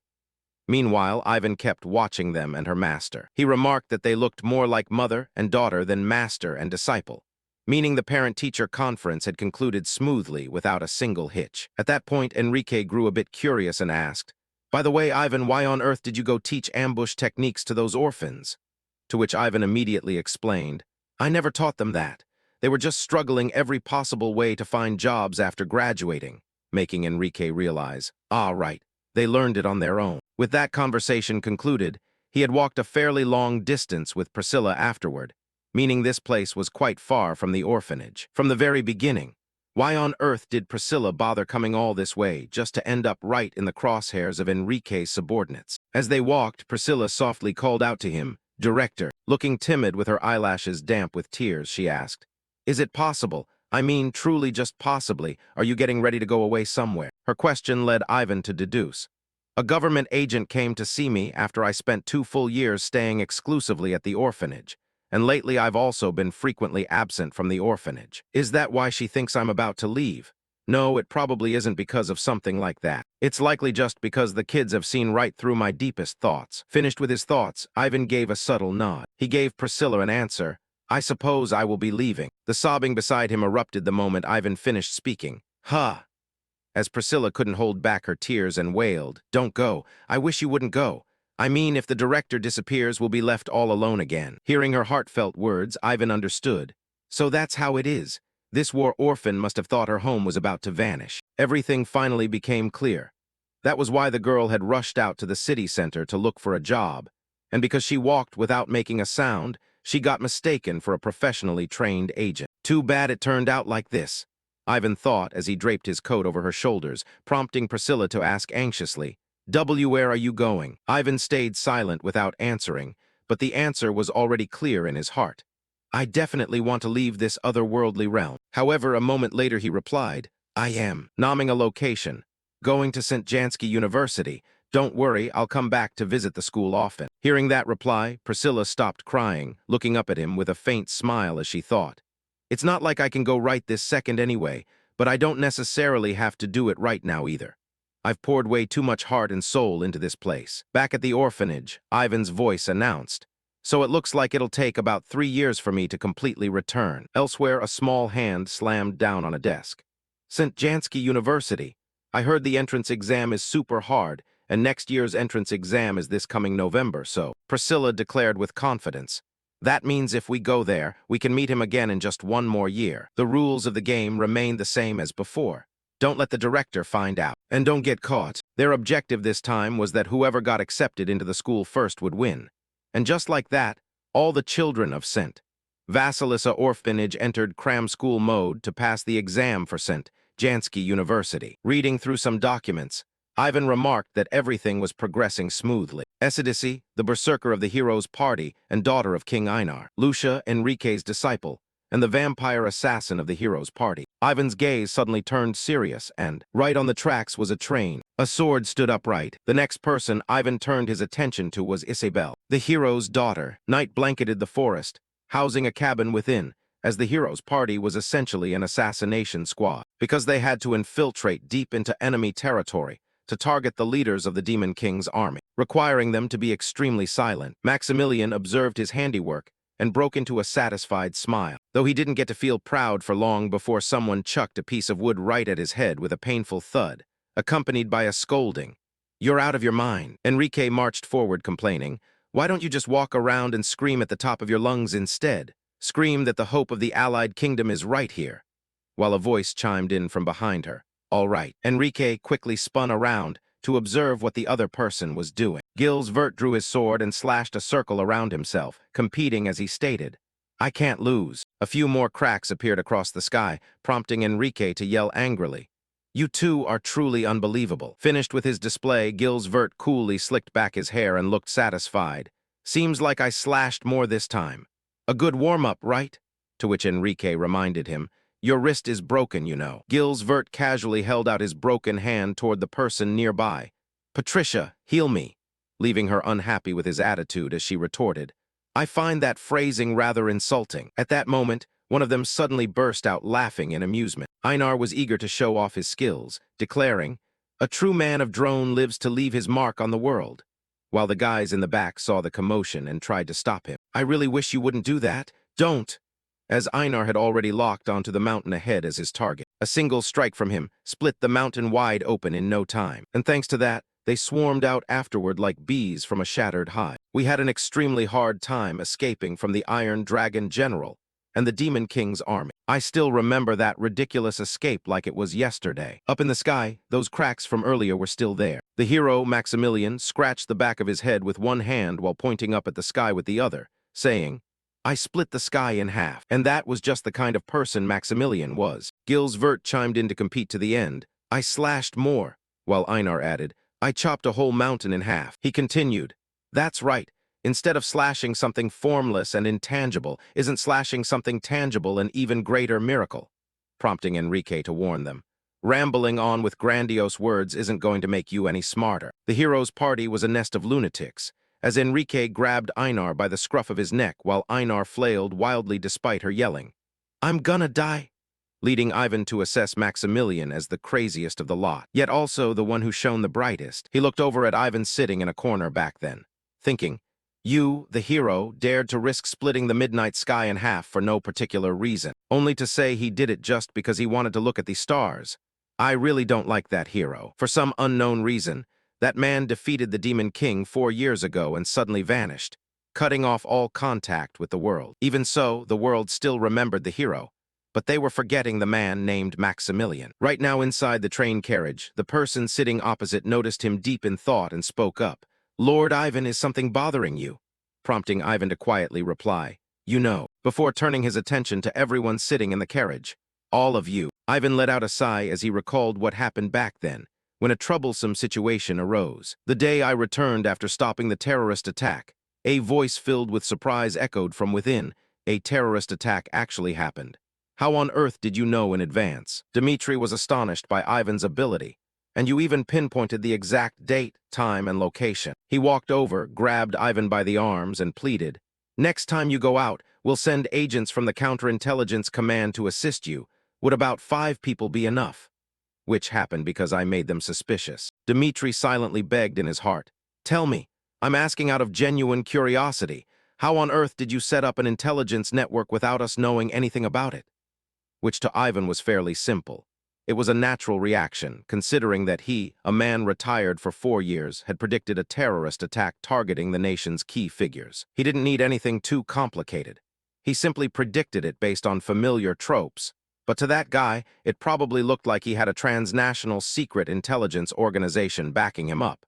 Meaning if he didn't provide a reasonable explanation, it would lead to a dozen annoying troubles in the future. But consequently, there was no need to reveal the truth, because authority inherently stems from mystery. However, the result was, Ivan gritted his teeth in anger. The result is that I ended up getting support from 5 clumsy agents who are definitely here to spy on me. As he growled out, "Listen up." But Ivan wondered from the start, why on earth do intelligence agents wear identical outfits like this? As he grew impatient, "I can't take this anymore." Ivan continued chewing them out. "And while there are plenty of empty seats, you guys clustered so close together that anyone could tell you're suspicious." He criticized them. "How am I supposed to enjoy my retirement in peace when people calling themselves agents are this sloppy?" The more he lectured the rookies, the higher Ivan's anger climbed. "Let me tell you, back when I was your age." Thus a story began inside the train carriage. After countless long, dragging hours, the train finally showed signs of slowing down. The moment they got off, they lined up neatly, reporting, "Then, per your instructions, we'll take our leave now, Lord Ivan." Ivan felt he hadn't lectured them long enough, so he kept up his commanding tone to find fault. "You're still using the word we. Express yourselves clearly, act decisively, and always keep your true intentions buried in the deepest place." Back when I was in the extermination squad, while the agents smiled on the outside but screamed on the inside, Lieutenant Colonel Dmitri, I heard this uncle was extremely quiet. In what universe is this considered quiet, for crying out loud? He's a monster. He's been talking non-stop for 18 hours straight without resting for even a single second. Catching the final cue, the bunch of them bolted away on all fours, leaving Ivan to finally feel at ease, thinking. They finally retreated. Ivan deduced Dmitri probably told them to spy on him, but thinking back, yesterday he had to play the role of a terrifying kindergarten teacher.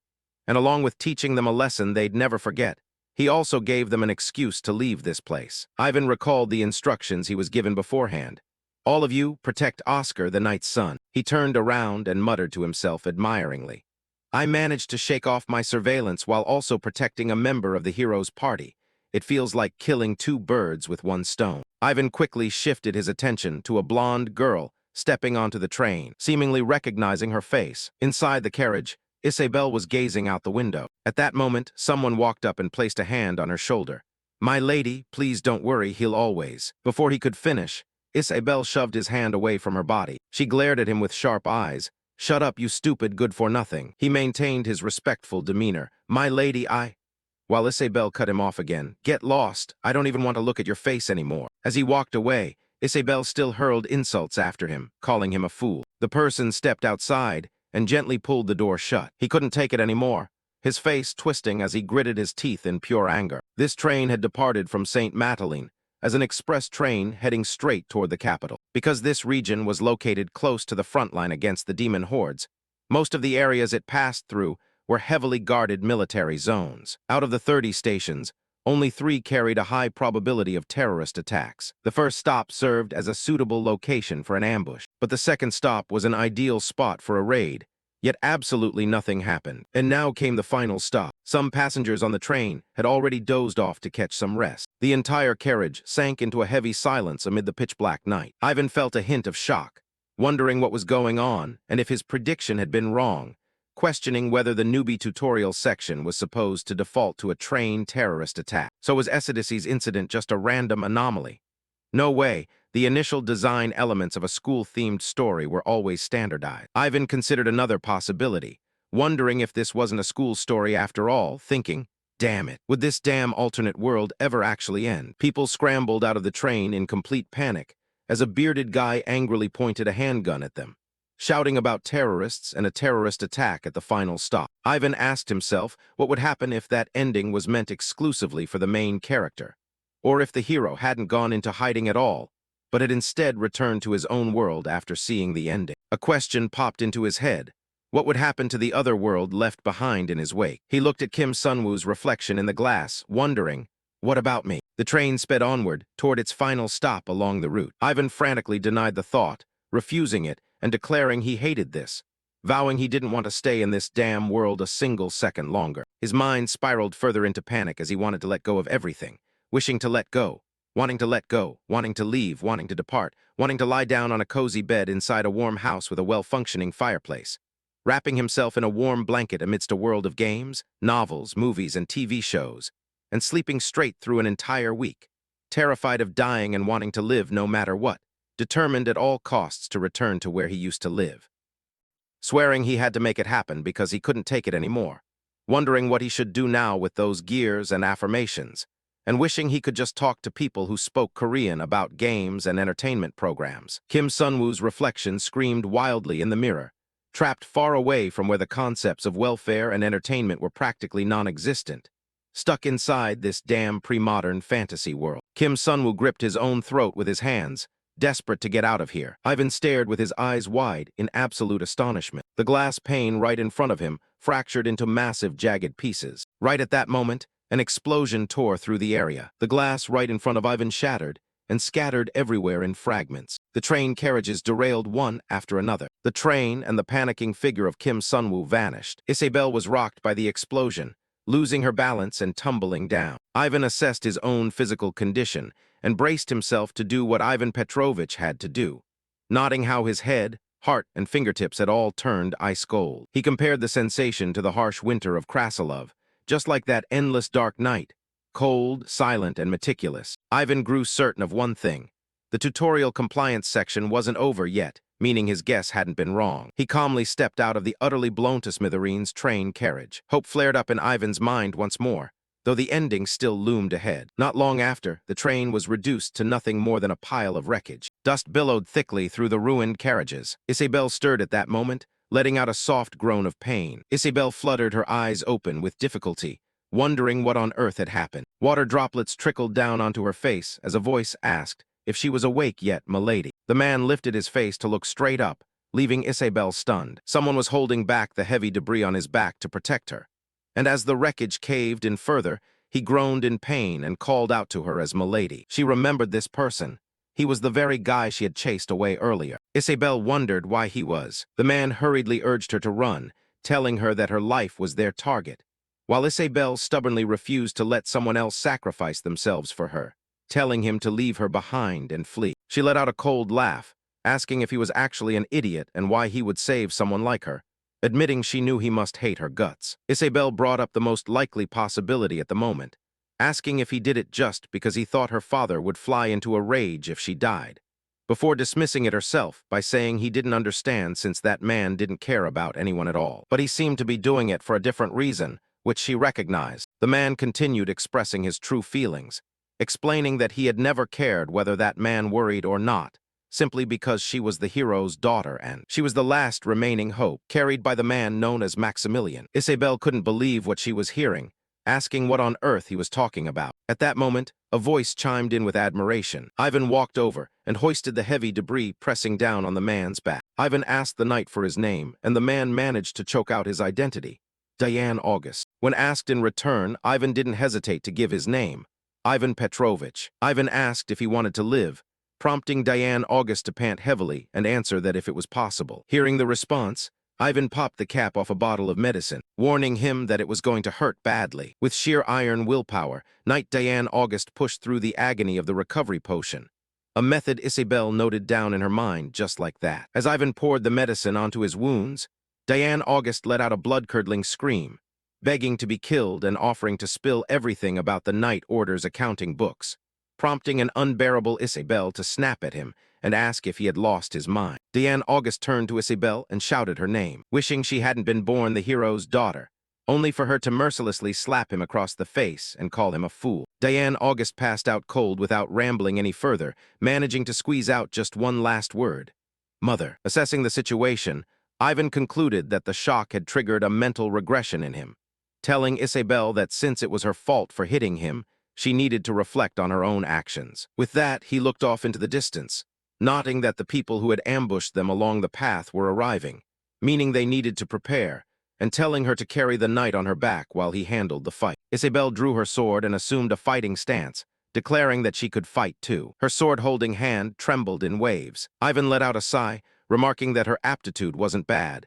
But it wasn't necessary, which deeply offended Isabel as she demanded to know if he even knew her, asking when they had ever agreed to drop formal honorifics, old man. Ivan brushed it off, turning away to remark that she seemed to have inherited her mother's personality rather than her father's, prompting a surprised Isabel to ask if he knew her father, to which Ivan simply replied. Without answering her, he issued orders to the surrounding survivors to gather together, start a fire, and tear up the train seats to use as blankets, warning that winter nights in this region were much harsher than she thought, though Isabel doubted it, asking what they would do about the ambush if they lit a fire. Ivan didn't bother explaining further, telling her that wasn't something she needed to worry about, leading Isabel to guess that he was planning to go alone and asking if he didn't even know who the enemy was. Ivan replied in a flat tone, saying that wasn't something she needed to worry about either. Ivan looked up at the full moon high in the sky, recalling a saying from tactical doctrine: choose the least harmful option and execute the most optimal action. He used to look down on it as a statement so obvious it made him laugh. But actual combat was where you truly grasped its real meaning. Assuming the worst-case scenario and executing the optimal action meant knowing the enemy would always try to attack in the hardest way to deal with. When a train derailed, the enemy would naturally assume the survivors would run away. And in that case, the enemy would pursue them because from the target's perspective, the absolute worst-case scenario was getting ambushed by pursuers while fleeing. This raised a major question. What was the countermeasure? It was placing the target right in the most conspicuous position possible for the enemy. Ivan quickly analyzed the situation, concluding that the enemy would now regroup the forces they had scattered for the pursuit, because they would be forced to switch tactics from chasing to encircling. They would organize an attack and surround the target, so he would execute the most optimal action in response. Based on that logic, assuming the worst-case scenario, and taking the optimal action meant that if the worst possible opponent existed for him, it meant he had to naturally become a similarly terrifying existence to the enemy. In short, embracing the exact kind of attack he least wanted to face: handgun sniping. The shooting technique was designed so that extermination squad operatives could launch long-range attacks using nothing more than handguns and throw them back at opponents. The thugs quickly took direct hits from Ivan's bullets. They began frantically searching for the source of the gunfire, screaming in panic that Inav was down, demanding to know where the shooter was and telling them to step out. Ivan's plan officially kicked off as the enemy organized their assault to encircle the target. In a dark forest like this, a lit torch inherently served as a brilliant target marker. The thugs were taken down one by one until they spotted a flying weapon being thrown at them: an axe. One of them lunged toward the direction the axe was hurled from, screaming for it to die. Another guy was split right down the middle. Ivan picked off each enemy one by one without any hesitation. The motion of retrieving his axe and sliding it back into his holster was swift and clean. Letting out a breath after wiping out that bunch, he noted that a surprise raid by the extermination squad allowed a single individual to completely surround an entire group. Holding their torches, the remaining thugs scanned every direction with extreme vigilance. One of them hurried over to report to the leader that they had been hit again, informing him that all 3 victims had reportedly been slashed by an axe, causing the leader to let out a cold snort as he muttered that he had sent troops straight toward the gunshot sounds. Yet, pondering for a moment, he noted that since they were easily subduing the pursuit team he sent out, they might be an elite, small-scale commando unit, revealing himself as Ifellos, a centurion under the 6th Iron Dragon General's Guards Infantry Division. He listened closely in silence, using his ears to pinpoint the targets from the west and north. Ifellos accurately tracked the positions, noting that the gunfire was slowly closing in around this location, wondering if they knew where they were and thinking it couldn't be. He ordered a subordinate to hand over their gun. Ifellos fired a shot into the sky before making a swift, confident assertion that there was only one enemy. Someone voiced a skeptical denial, saying it was impossible because multiple gunshots had clearly come from different directions, prompting Ifellos to ask if they still didn't get it. Right at that moment, several strings suddenly appeared. They were hooked onto a boot. Ifellos loudly explained that it was a trap, angrily roaring that those were simply the sounds of their own gunfire echoing back. Hearing a commotion behind him, a subordinate spun around. An axe blade came flashing forward and slashed straight across his neck. Ifellos continued explaining to his remaining subordinates,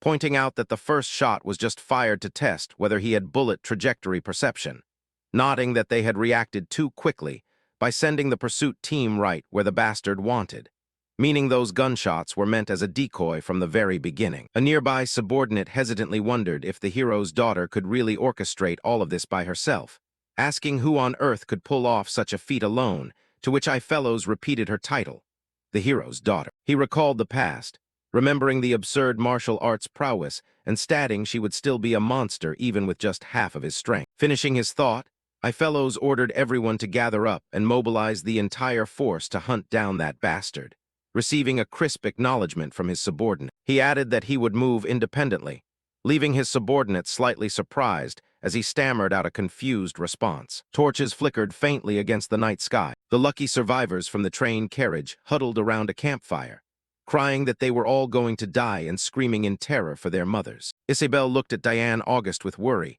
begging him to wake up as he remained in a dazed, out-of-it state, mumbling about glowing fireflies. But at that moment, an event unfolded that caused Isabel's pupils to dilate to their absolute limit. A smug laugh rang out from behind them. Strutting forward, Fellows proudly introduced himself as a centurion of the 6th Iron Dragon General's Guards Infantry Division. Locking his sights onto Isabel, he declared he would personally deal with the hero's daughter. The night grew darker as the full moon climbed higher. Wearily sitting under the trunk of a large tree, Ivan tried recalculating the enemy numbers, noting that excluding the commander who possessed bullet trajectory perception, there were a total of 50 deployed soldiers. Blood continued to drip in droplets from his axe blade. Raising his head to look at the scattered corpses sprawled out before him, he muttered that he had practically got the hang of most of it. He then expertly strapped his axe back onto his waist. Leaning against a massive tree trunk as he walked past the corpses littering the ground, he felt even more confused,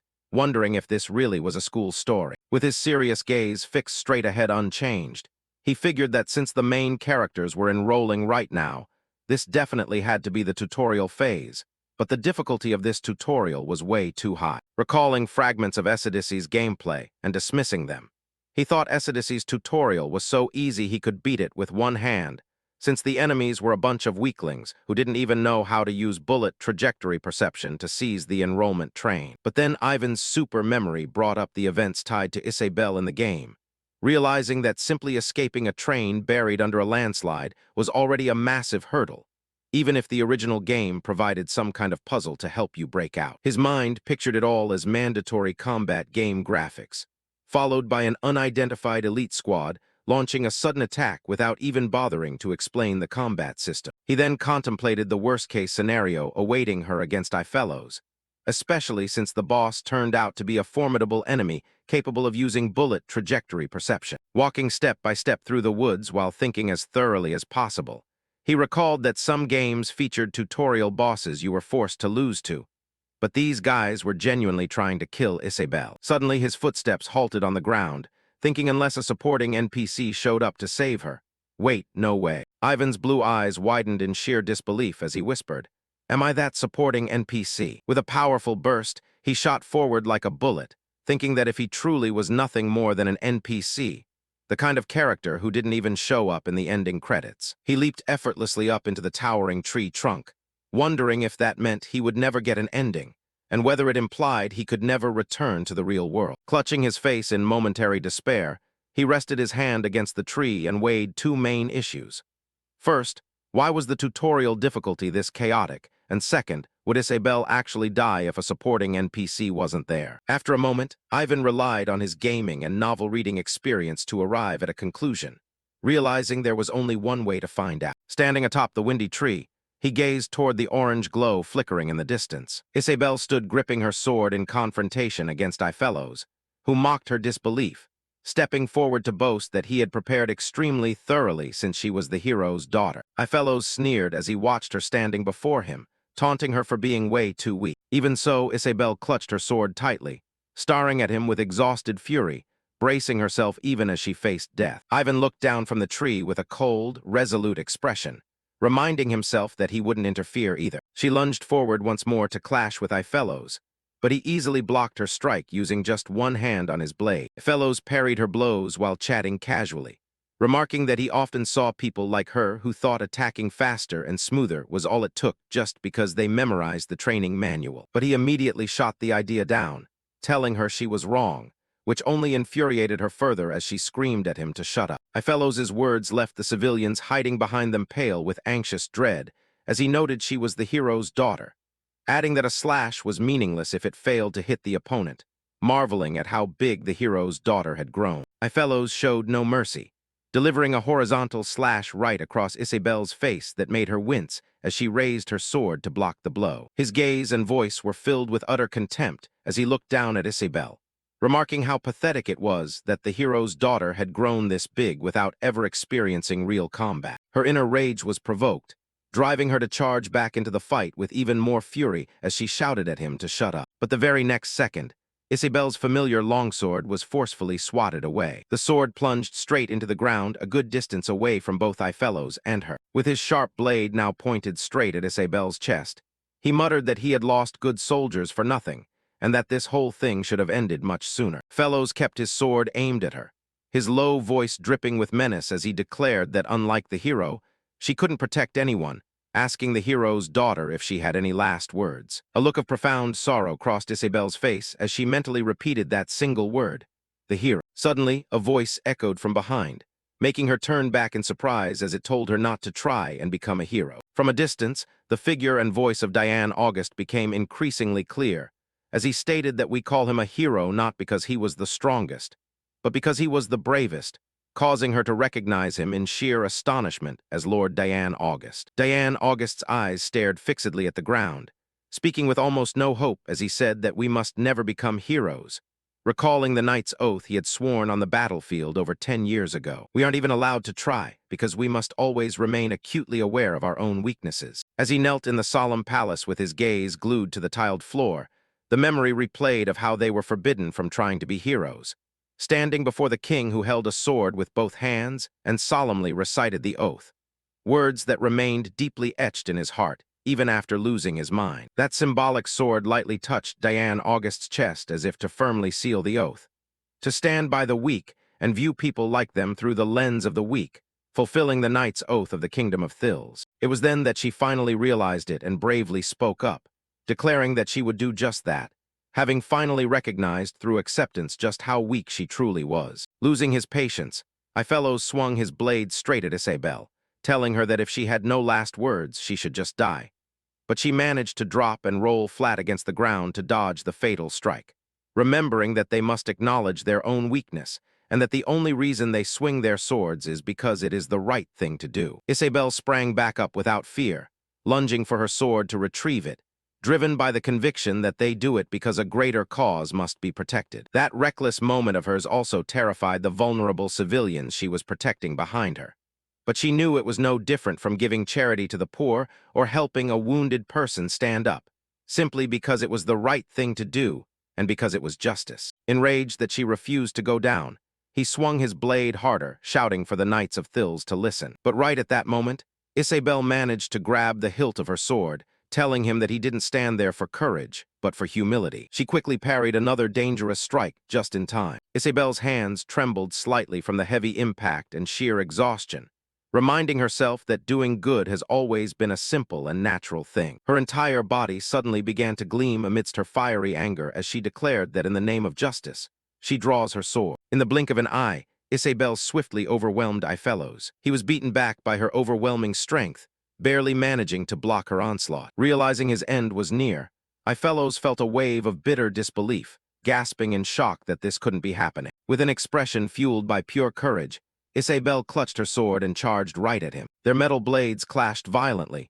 sending a piercing screech ringing through the air. But the very next second, Isabel successfully drove her sword straight into Ifelos' body. His blood immediately began to stream from the wound down onto the ground. His body slowly sank to the earth as Ifelos clutched his injury, grumbling in bitter resentment that after having to deal with her heroic father, he was now being stabbed by the hero's own daughter. A moment later, overwhelmed by the severity of his wounds, he collapsed. A cold, warning voice came from Isabel, as she stated clearly that she was not the hero's daughter. Her turquoise eyes looked down as she corrected him, proclaiming that she was Isabel, the daughter of Maximilian. Gathering what little breath he had left, Fellows rasped out that he understood. Exhausted, Isabel let out a long sigh of relief and slumped down onto the ground, muttering that she was completely spent. She used her sword to prop herself up from collapsing entirely, but the surrounding civilians watched the scene unfold with overwhelming joy, realizing all the survivors had made it out safely as they cheered that they had made it and survived,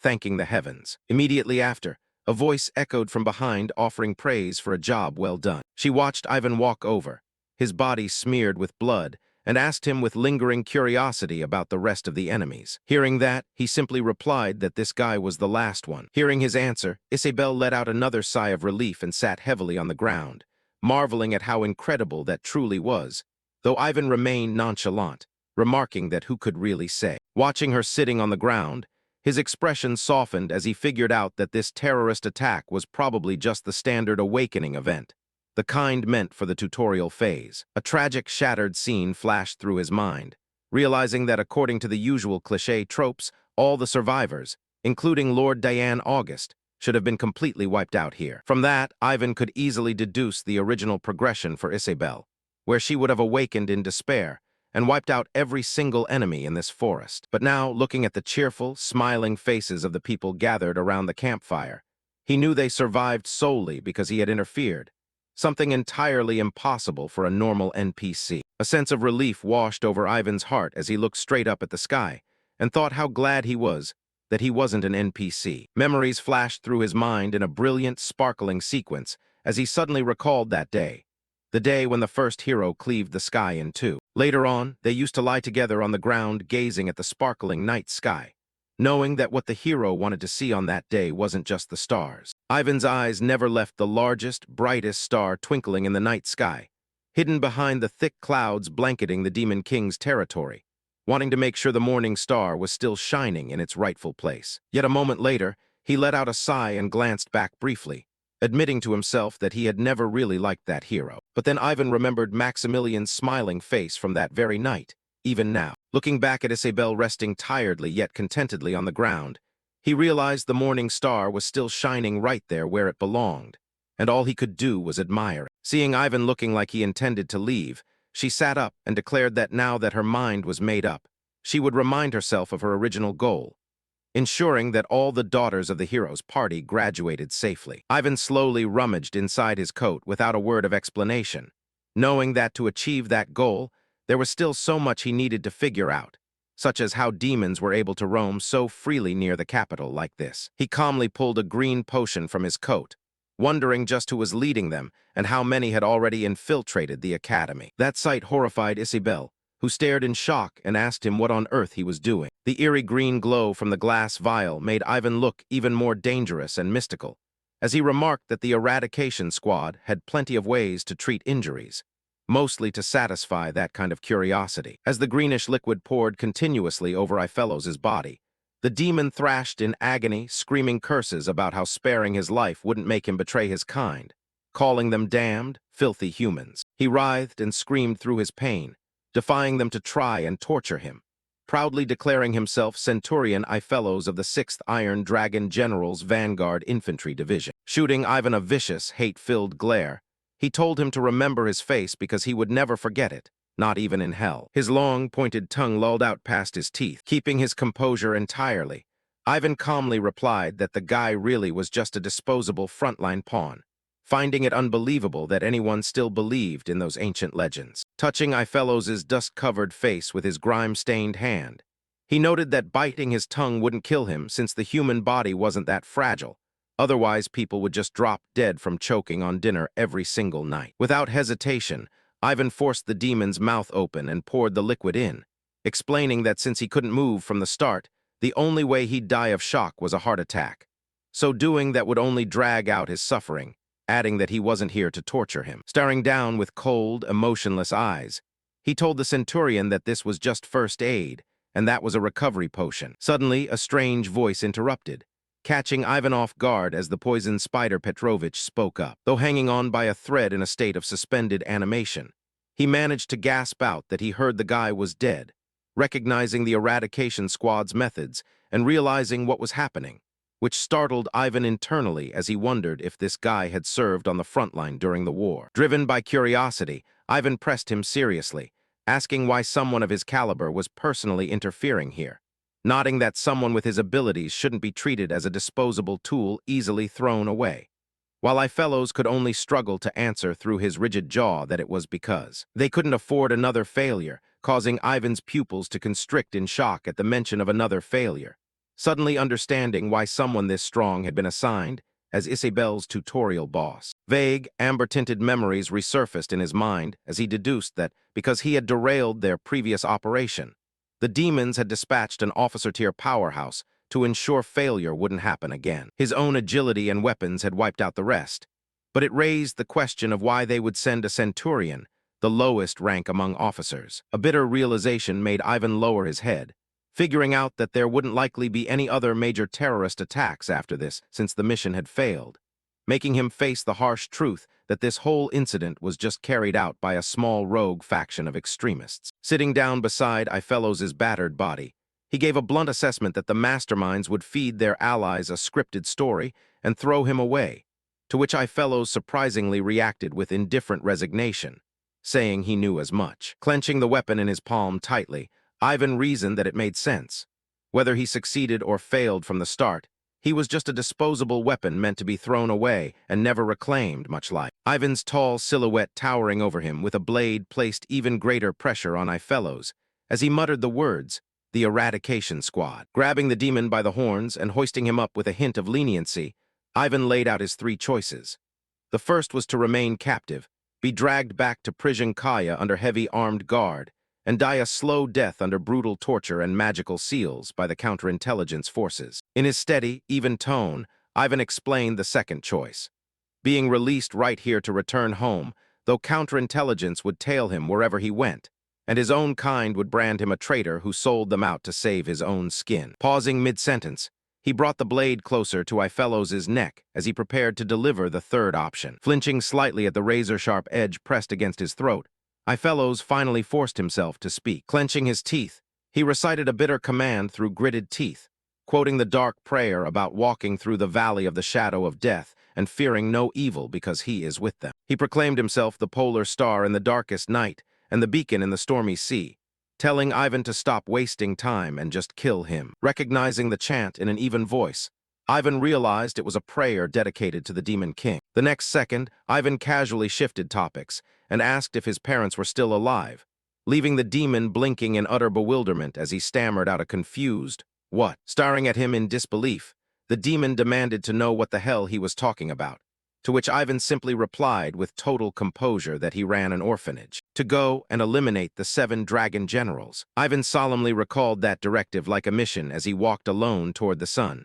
leaving behind the scattered corpses of the battlefield, remembering how 4 years ago, when the Eradication Squad received that order, all 8 assault teams were completely wiped out except for a single one. Elizavetta's tears fell onto the paperwork on her desk as she recalled what she told him when he returned safely. With a heartbroken expression, she bowed her head to sign the papers, urging him to live out the rest of his quiet life far away from everyone's eyes and to act as if she were dead, apologizing for failing to stop that order and expressing her sheer gratitude that he survived. Looking down at Ifellos with the blade still at his throat, Ivan explained that if he had even the slightest desire to live, he could shed his past identity and live a forgotten life like a dead man. Stubbornly refusing, Ifellos muttered that he wasn't worthy, but Ivan quickly countered that everyone deserved a second chance, adding that loyalty and faith didn't have to define a person's entire existence. Grabbing the demon's horns while advising him in a deep voice, Ivan offered to snap his horns off if he wished, since those were the final chains binding his body. That threat terrified Ifellos, before Ivan added that if he preferred, he could lower the edge of the axe just a little bit further. Softening his gaze slightly, Ivan delivered his final ultimatum, giving him one last chance to choose whether to live like a human or perish like one. Looking up at Ivan, Ifellos hesitated out of sheer terror. He squeezed his eyes shut, struggling deeply with his thoughts. Finally, trapped between those grim fates, he admitted that he wanted to live. A pleased, quiet note of praise escaped Ivan as he told him it was a wise choice. Followed by the sound of Ifellos' horns being snapped by Ivan, the very next day his registration photo for the orphanage was finalized under the name Ifellos. Status: Orphan. Age: 505. Race: demon. Thoughts of a moving train drifting forward once more crossed his mind, as he concluded that the most plausible hypothesis was that this world operated like an academy story. Shattered ruins and chaos surrounded them, confirming his theory that Isabel, the hero's daughter, had been ambushed. But because of his interference, the tutorial difficulty had skyrocketed through the roof. Medical teams were treating the wounded and handling bodies at the base of the mountain, meaning the demons weren't just pre-programmed entities following a fixed route. They, and everyone else in this world, were far more than mere NPCs. As the evening sky shifted into a brilliant twilight display, he realized that predicting every single event was impossible and obsessing over the exact plot was ultimately meaningless, leaving only one thing he truly needed to focus on. Standing before Ivan and Isabel were two crying children hugging each other tightly, reminding him that his core objective was keeping these kids alive until graduation, even if players, NPCs, and events all veered wildly off course in unexpected directions. As Ivan looked down at her while deep in thought, knowing that singular goal would never change, Isabel softly called out to him, "Uncle." Her voice trembled as she watched a grieving family crying agonizingly over the body of their child, wondering aloud if they and everyone else on that train could have made it back safely if she hadn't boarded it today. Ivan calmly replied that they probably would have, though he left unsaid the fact that they weren't just simple NPCs either. Suddenly continuing his thought, Ivan blurted out, 30,000 people a year, leaving Isabel blinking in confusion as she let out a bewildered huh. The path the hero's party walked was completely deserted and deceptively easy, serving merely to clear the way for their infiltration. Those were the casualty numbers from luring the Demon King's forces into an unwinnable war. An image of Maximilian flashing past the fallen corpses of the dead crossed his mind as a desperate measure to annihilate the 7 dragon generals and the Demon King, meaning 30,000 lives fell beneath the hero's hands every year. A horrific reality known to himself, the soldiers, and everyone else. Despite that heavy burden, a deeply anxious yet warm smile crept onto his face, knowing that the hero always smiled through everything. Reaching out his dried, blood-stained hands while telling her the story, he noted that even when hope was so scarce you had to carve a path through the heavens just to find a single morning star, the hero had to remain the light of hope for everyone, because the moment he fell would spell the absolute end for the allied kingdoms. Pointing straight ahead, Ivan told her to look, causing Isabel to follow his gesture as her eyes sparkled in wonder. He solemnly entrusted her with the responsibility, explaining that it was the star her father carried back then, and now it was the star she had to take over. Looking around in confusion, Isabel turned back to ask which star he meant, since there were so many she could barely tell. But the next second, she let out a gasp of utter astonishment. The largest and brightest star in the night sky shifted its position slightly, reminding her that being a hero meant far more than simply being the strongest. Standing beneath the giant tree gazing up at the starlit sky together, Ivan reminded her that someone who never kneels under any weight and never loses their smile no matter the circumstances is what they truly call a hero. Gently resting his hand on her head as he spoke, he told her that as Maximilian's daughter Isabel, she must hold her head high, stand firm, and rise alongside hope. Looking directly into her green eyes, Ivan gently advised her to live her own life, remembering and cherishing the sacrifices of others instead of being consumed by guilt, proving that their sacrifices weren't in vain, because people pity the gloomy yet admire those who keep a smile on their face. Beaming with pride as he looked down at Isabel under the shining starlight, he likened her to the morning star. Staring up at him, Isabel's cheeks flushed a soft pink. The next moment, she jokingly suggested whether he was thinking of shaving off his beard, only for him to flatly and instantly refuse. Early morning in late February at the grand campus of St. Jansk University, the cheerful chatter of young men and women echoed through the air even in the chilly early spring morning,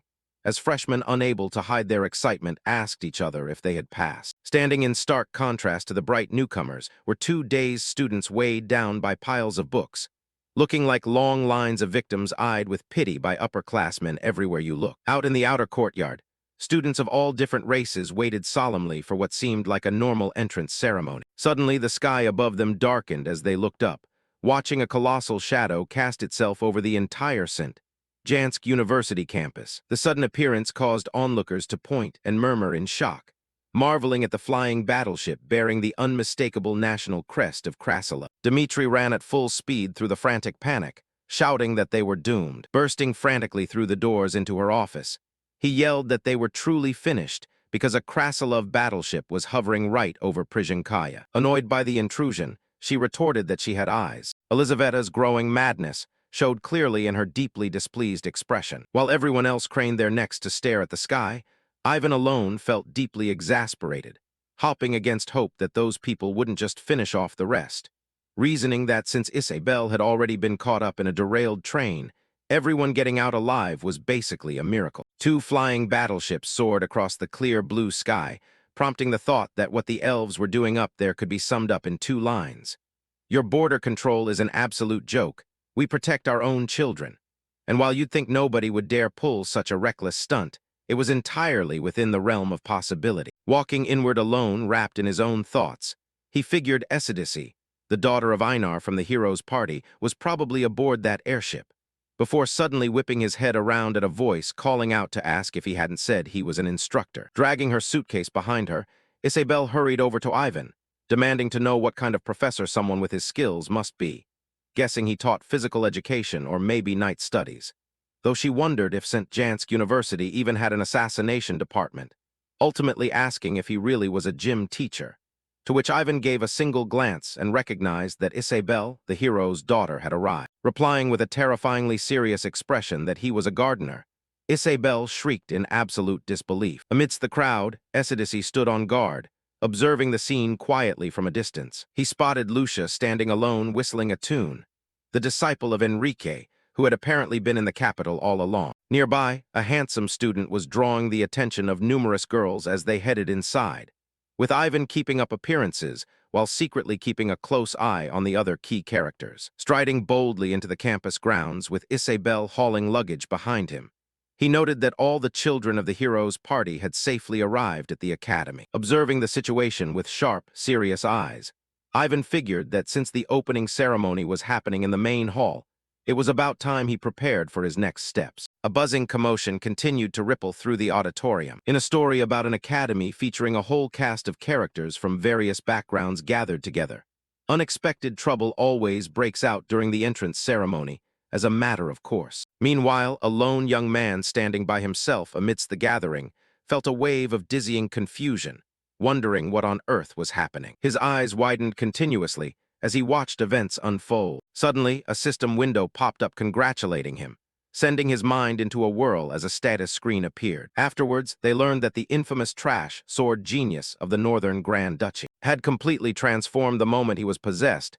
and received affection. He then stylishly thwarted a terrorist attack at his academy and became famous overnight. His real name was Eugene, but in this story, he was Evgeny Novikov Karamjin. Out of nowhere, another system window flashed in front of Evgeny displaying a new mission and congratulating him on its start. Rank D, prevent the academy raid. The academy is under attack by an unknown faction. Prevent the assault in the grand auditorium and department facilities during the entrance ceremony. Objectives: disarm explosives, 03. Optional objectives: eliminate intruders, protect freshmen, 0322. Staring hard at the system window, Evgeny muttered to himself that as they could see, he was a transmigrator. While he was still staring at it, the system window suddenly turned bright red. Another notification popped up right in front of him, stating that the reward had been canceled, leaving Evgeny completely baffled as to why the quest was suddenly canceled. Wondering if choosing the Department of Theology had been a mistake, he thought his plan had been completely foolproof. He had steered a sword genius self like him into theology, because the sharpest blade he had ever held in his life was just a kitchen knife. So how on earth was he supposed to start fighting monsters with a sword? Learning swordsmanship and actually using a sword to kill something were two completely different things. And as someone who had never even cut up a chicken in modern Korea, this was entirely too much for him to handle. That was why he chose theology, since according to the setting his character supposedly had an aptitude for swordsmanship, meaning if things went according to plan, he would acquire swordsmanship, enhancement skills, and healing magic. After that, all he needed to do was safely become ridiculously overpowered. But seeing the status window suddenly issue a quest and instantly cancel it made him curse in frustration over why this was happening. Elsewhere, Ivan was busy dealing with the bombs. At the same time, the first mandatory objective on the mission board was completed. After successfully disarming the explosives, Ivan simply stated, "Disarmed." He then continued to ponder, noting that an attack during the Academy's opening ceremony was practically a given. However, considering the bombers in the sky and the counterintelligence command on high alert, attacking the Academy right now was tantamount to suicide. Yet they were still pushing forward. Ivan carefully reviewed the situation and continued his deduction. They had chosen locations that wouldn't attract the guards' attention, blind spots where they wouldn't be spotted by civilians, and where the explosives couldn't be seen from the windows of surrounding buildings. Having searched for positions meeting all those conditions, he paused for a moment, realizing this was the work of professionals, and tracing their logic in reverse, he figured out that by working backward from their reasoning, he could narrow down the spots where they had planted the bombs. Once he roughly determined their locations, he just needed to walk over and collect them, after which Ivan was seen carrying the bomb containers outside, placing them on the ground, and beginning to bury them underground. While working, he muttered to himself that at this point, it was no different from harvesting young potatoes. And once the explosives were dealt with, Ivan started pondering the masterminds behind it all, realizing the only remaining question was who did it, with the problem being that far too many suspects came to mind. The ones with the strongest motive to terrorize St.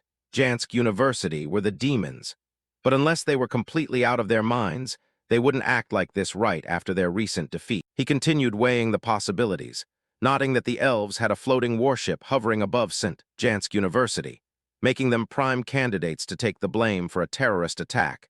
Yet they stood to gain very little from bombing the academy, possessing the means but lacking the motive. Ivan then thought of the most probable culprit, concluding that the Crown Prince's faction was the most likely candidate, possessing both the means and the motive to attack St. Jansk University. But even for them, today remained an exceptionally difficult day to make a move because Elizavetta's enraged counterintelligence forces were guarding the entire area. With that thought, Ivan took a deep breath and kept thinking, noting that in a typical Academy genre story, an attack during the opening ceremony was practically mandatory. And for it to truly feel like an Academy genre story, there also had to be secret operatives planted inside the Academy. And while Ivan remained deep in thought, someone suddenly spoke up from behind him. "What is this, a black Santa Claus?" The moment Ivan heard the voice, his astonishing reaction speed instantly kicked in. Without a second of hesitation, he picked up a rock and hurled it directly at the person behind him. However, the mysterious man effortlessly sliced the rock in half with his sword. Then an unexpected situation unfolded, as the impact kicked up dust that filled the air, completely obscuring the mysterious man's figure. And by the time Ivan looked back, the man had vanished from sight. Ivan muttered under his breath about the Santa Claus thing, looking extremely annoyed. There was no Christmas in this world, nor any old man leaving candy, toys, and stockings outside. With that thought, Ivan immediately began searching for the mysterious man, scanning every direction. Meanwhile, the man rapidly cleared the area at a terrifying speed, muttering to himself that it was definitely another reincarnator. Afterwards, a large building appeared, with the narration identifying it as the counterintelligence headquarters. Ivan slowly walked toward the building with a clearly visible expression of annoyance. The guard stationed outside instantly raised his gun and pointed it at him, yelling for him to halt, warning that it was a restricted area and ignoring his warning would lead to consequences. But Ivan was expertly trained with reaction speeds far exceeding an ordinary person, and in the blink of an eye, he grabbed the soldier's gun and effortlessly disassembled it. He then twisted the man's arm and calmly stated, "Well trained." At that moment, several other guards rushed over and immediately aimed their guns at Ivan, prompting him to look around and remark, "Nice disguise." He then calmly told them to call Dmitri, leading a stammering officer to ask in absolute shock if he knew Lieutenant Colonel Dmitri, telling them not to make a fuss and to find a quiet place to talk. An increasingly irritated Ivan glared at them all and stated, "My name is Ivan Petrovich. Is anyone here formerly from the extermination squad?" An officer immediately replied that he was from the final batch, apologizing and asking if he could see his face. A moment later, Ivan released the man he was holding, though even then, all the surrounding soldiers kept their guns aimed straight at him, causing Ivan to look around and mutter, "Good grief, this is really happening." The officer stared intently at Ivan's face, recalling his appearance from the past. Little Ivan, he instantly showed utmost respect to his superior, stating it was an honor to meet Lieutenant Colonel Petrovich, introducing himself as Apsara formerly from the 3rd Assault Squad, and mentioning that he had only ever seen him once before from afar. Hearing that, Ivan simply repeated, "Do not mourn those who departed before us," stepping forward to add, Because I stand in the exact same ranks as them. The soldier looked at him with skepticism. I heard you died in combat, Lieutenant Colonel. I'm certain I saw your nameplate at the National Cemetery. To which Ivan calmly replied that he never expected any survivors from the 3rd Assault Squad, instead of the era's elite. Hearing those words, the soldier answered, I survived, all of us survived. Following that exchange, Ivan resumed walking and gave his orders, telling them to bring Dmitri to him and simultaneously issue a notification to all new students. Looking thoroughly infuriated, Ivan continued, I want the complete roster of every university student, faculty member, and guest attending the opening ceremony. Important figures, their families, acquaintances, relatives, everyone currently able to access St. Jansk University.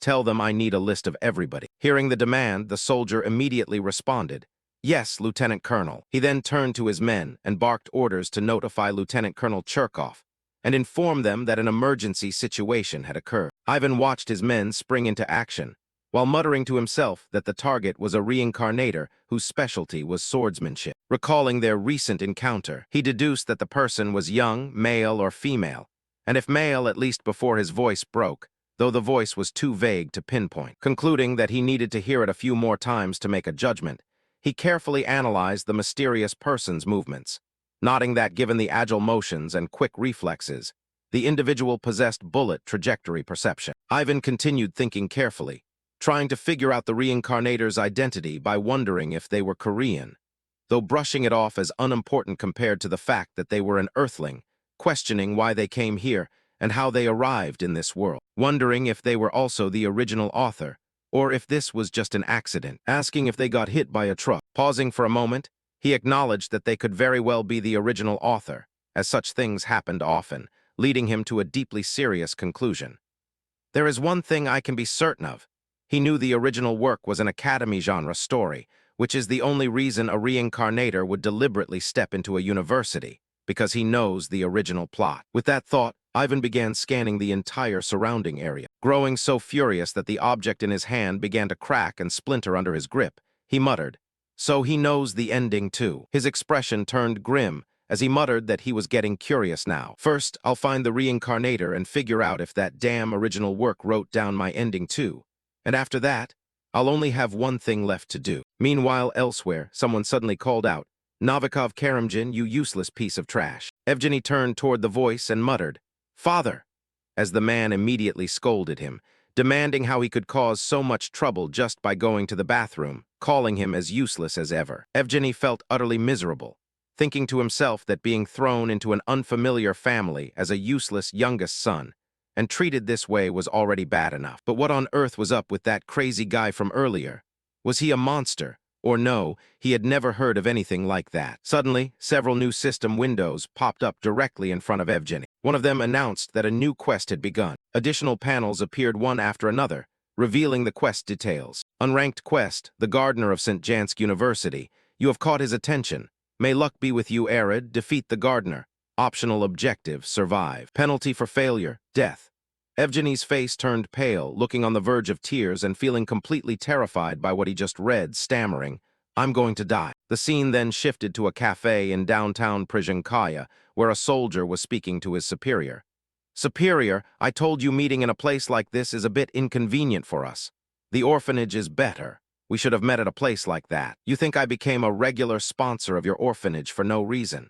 Knowing your personality, you definitely came here because of an emergency. Right at that moment, Ivan walked into the room accompanied by a captain. As soon as they entered, everyone present immediately shifted their attention toward them, staring at the two men for a few seconds with cold, intimidating gazes that radiated explicit hostility, looking ready to fight at any moment. However, the captain merely smiled and calmly said, All right, everyone back to your business. Act natural. The moment he gave the order, everyone immediately returned to what they were doing, acting as if nothing unusual had happened, making it hard to believe these exact people were exuding such intense, murderous intent just seconds prior. Ivan and the captain then walked over to a table far away from the others and sat down, with the captain looking at Ivan to ask, So, what did you bring me?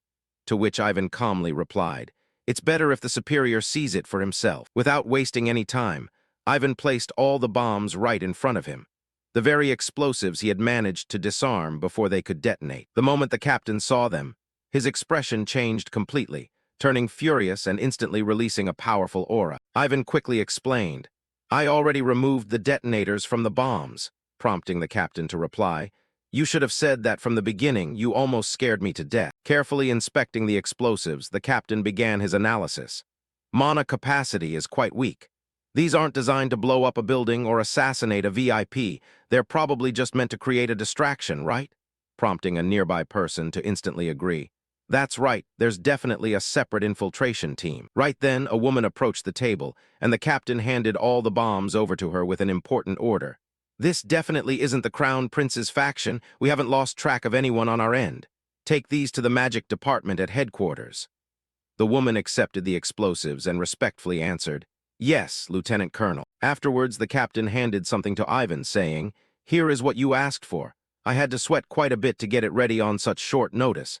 And Ivan took it with a simple thanks. The captain added, "One more thing, the lady wants to meet you once. Do you have free time?" To which Ivan instantly replied, "That's going to be difficult for me for a while." Without saying another word, Ivan stood up and walked out of the cafe. Not long after Ivan left, the woman returned to Lieutenant Colonel Petrovich, remarking, "Lieutenant Colonel Petrovich, little Ivan is truly something else. His reputation is completely unexaggerated. He's genuinely amazing," prompting the captain to smile and reply, "That's precisely why someone needs to date him. Just look at how gloomy he's become, coiling up in a house without sunlight and living all alone." He then issued another order. "All right, keep tabs on him. Don't let my superior wander around by himself." Returning to his room, Ivan immediately began reviewing all the documents he received, carefully examining the information while calculating the number of potential suspects. Noting there were about 3,000 new students enrolled this year. And since St.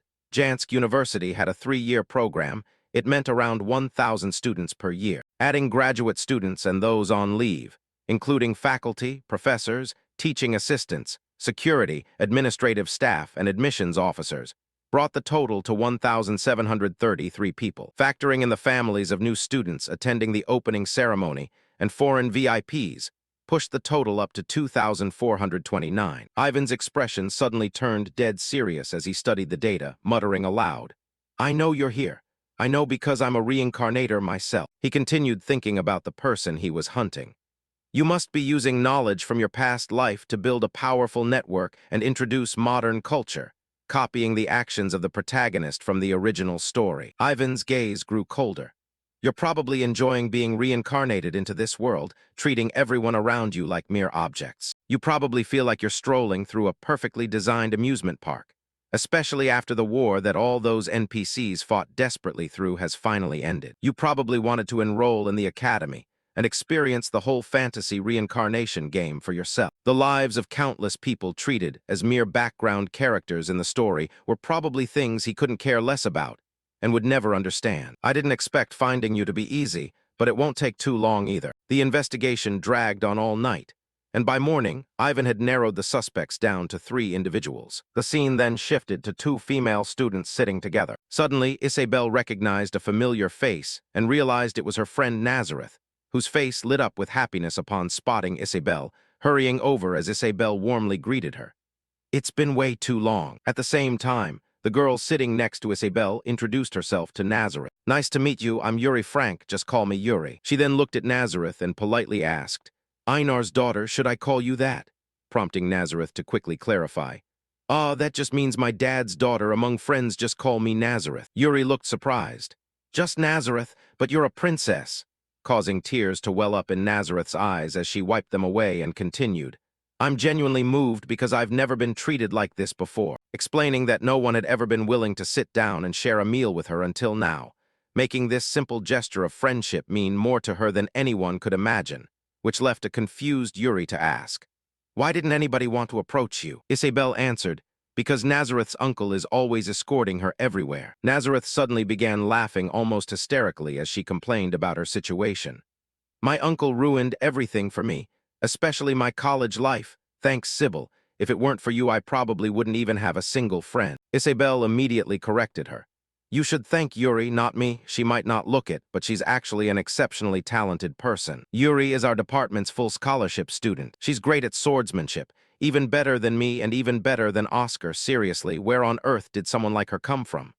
Leaving Nazareth to look at Yuri in surprise and say, Wow, she's even better than you, Isabel. Embarrassed by all the praise, Yuri modestly replied, You're flattering me too much, I just got lucky. While the three girls kept chatting, Ivan quietly observed them from afar, connecting the clues in his mind. Isabel Nazareth and a freshman named Yuri Frank, one of the new students everyone was talking about who enrolled on a full scholarship despite being an orphan. Much like most war orphans around here, she likely chose the name Yuri Frank herself, though something about her identity immediately caught Ivan's attention, because Yuri Frank was a fairly common first and last name in Krasilov. But within Krasilov's cultural sphere, Yuri was traditionally a male name, with the only countries where Yuri was commonly used as a female name being Korea and Japan. In other words, Yuri Frank could be a reincarnator, prompting him to eliminate all unnecessary possibilities from his investigation and prepare for the next phase. Elsewhere, a nearby girl called out to someone,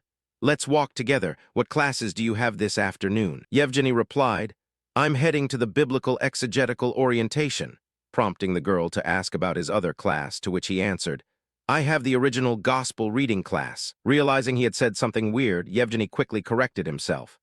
Oh, sorry, as the girl just smiled and said, It's fine, see you later, enjoy your classes. After she left, Yevgeny kept walking while thinking to himself, If I knew I had to study this much, I never would have chosen the theology department. However, as he walked, he suddenly got a distinct feeling that someone was following him. The scene cut upward to reveal Ivan sitting high up in a tree, while Yevgeny looked around suspiciously, thinking, I'm being stalked by a crazy Santa Claus throwing catapult rocks or something. Right at that moment, a tree branch right above Yevgeny was suddenly severed. He looked up and finally spotted Ivan, who simultaneously realized Yevgeny had noticed him, thinking, That brat just locked eyes with me. I was stalking him from quite far away near the main theology building, yet he still managed to spot me. Ivan began inspecting Yevgeny more closely. This kid also has a completely normal name, Yevgeny. Nothing particularly weird about it. But if I trace Yevgeny from its etymology, aside from the pronunciation, it's also a name commonly used in Korea. Ivan seriously considered his next step. Should I catch him and interrogate him? After careful thought, he ultimately decided against it. No, if I want to handle this without causing trouble for myself, I need to prepare properly first. I can kill or catch him anytime, so I'll wait until I identify the final target. Right then, someone else appeared nearby carrying a large sniper rifle. The counterintelligence command begged me to come, so I thought I'd drop by for a bit. But what on earth is that idiot doing? Without warning, she fired a shot straight at Ivan. Ivan narrowly dodged the bullet and instantly glared at the direction the attack came from. The woman looked back at him and asked, What are you doing here? Come back to my place with me, disciple, and while we're at it, I want to check out your orphanage too. The scene then cut to St. Vasilisha Orphanage as night fell. Inside the director's office, Enrique was surrounded by piles of documents. As she reviewed Ivan's investigation, her annoyance grew steadily. Is this target speech analysis? You even deduced intonation by studying subtext and hyoid bone shifts. And here's a list of regions they could hail from based on their voice. Seriously, what kind of life have you lived? Clearly overwhelmed by the massive workload Ivan had compiled, Enrique angrily grabbed a paper and demanded an explanation. What is all of this? She then hurled the paper at Ivan. You wouldn't put this much effort into hunting down an international criminal with a red notice from the counterintelligence command. Yet you do all of this for a student? And you did it all by yourself, staying awake for days without sleep. Enrique then picked up a bottle of medicine and thought to herself that sometimes there were men like this. Men who once ruled the battlefield and ultimately became ticking time bombs ready to go off at any moment. Staring straight at Ivan, she said, Ivan Petrovich, you're human, which means there are basic things you need to survive. Sleep, food, and rest. Exactly who are you trying to catch? The terrorist at St. Jansk University. To which Ivan simply replied, No, you wouldn't understand. Enrique grew even more frustrated. She grabbed Ivan by the collar and gave a firm demand. Talk. Left with no choice, Ivan began explaining the situation indirectly. Hypothetically, let's say there's someone like this. Someone who suddenly left behind the place they used to live and everyone they knew, only to materialize out of thin air in a completely unfamiliar world. No matter how hard they try, they can't wake up from the dream, and the surrounding world keeps feeling like something straight out of a novel. Maybe they're terrified of dying, maybe they want to go home, but either way, they did everything they could to survive. And fortunately, they had a bit of talent, so they adapted quickly and eventually built a life here. So why doesn't the story end? Then right in the middle of it all, someone else suddenly appears, a stranger presumably from the exact same homeland. And then you start asking yourself, could that person be the actual protagonist? If that person reaches the ending, will I simply be discarded afterward? Perhaps my arrival in this world was nothing more than a tiny mistake made by a godlike entity, controlling this entire universe. After listening to Ivan's explanation, Enrique grew profoundly confused. Studying him carefully while slowly connecting all the pieces, she asked, "So in short, you really are a reincarnator?" And Ivan answered honestly, "Hard to believe, but yes." Enrique continued, "And recently you confirmed there's another reincarnator, so now you've decided you have to kill him," with Ivan confirming it despite knowing how hard it sounded to believe. "That's right. I know you won't believe me." But then Enrique said something that completely caught Ivan off guard. "Ivan, listen to me carefully. You aren't the first. I've met another reincarnator besides you." Ivan was utterly stunned by her words. Up until that moment, he had firmly believed he was the only one who had experienced reincarnation, never imagining anyone had arrived before him. Enrique then revealed the name that changed everything.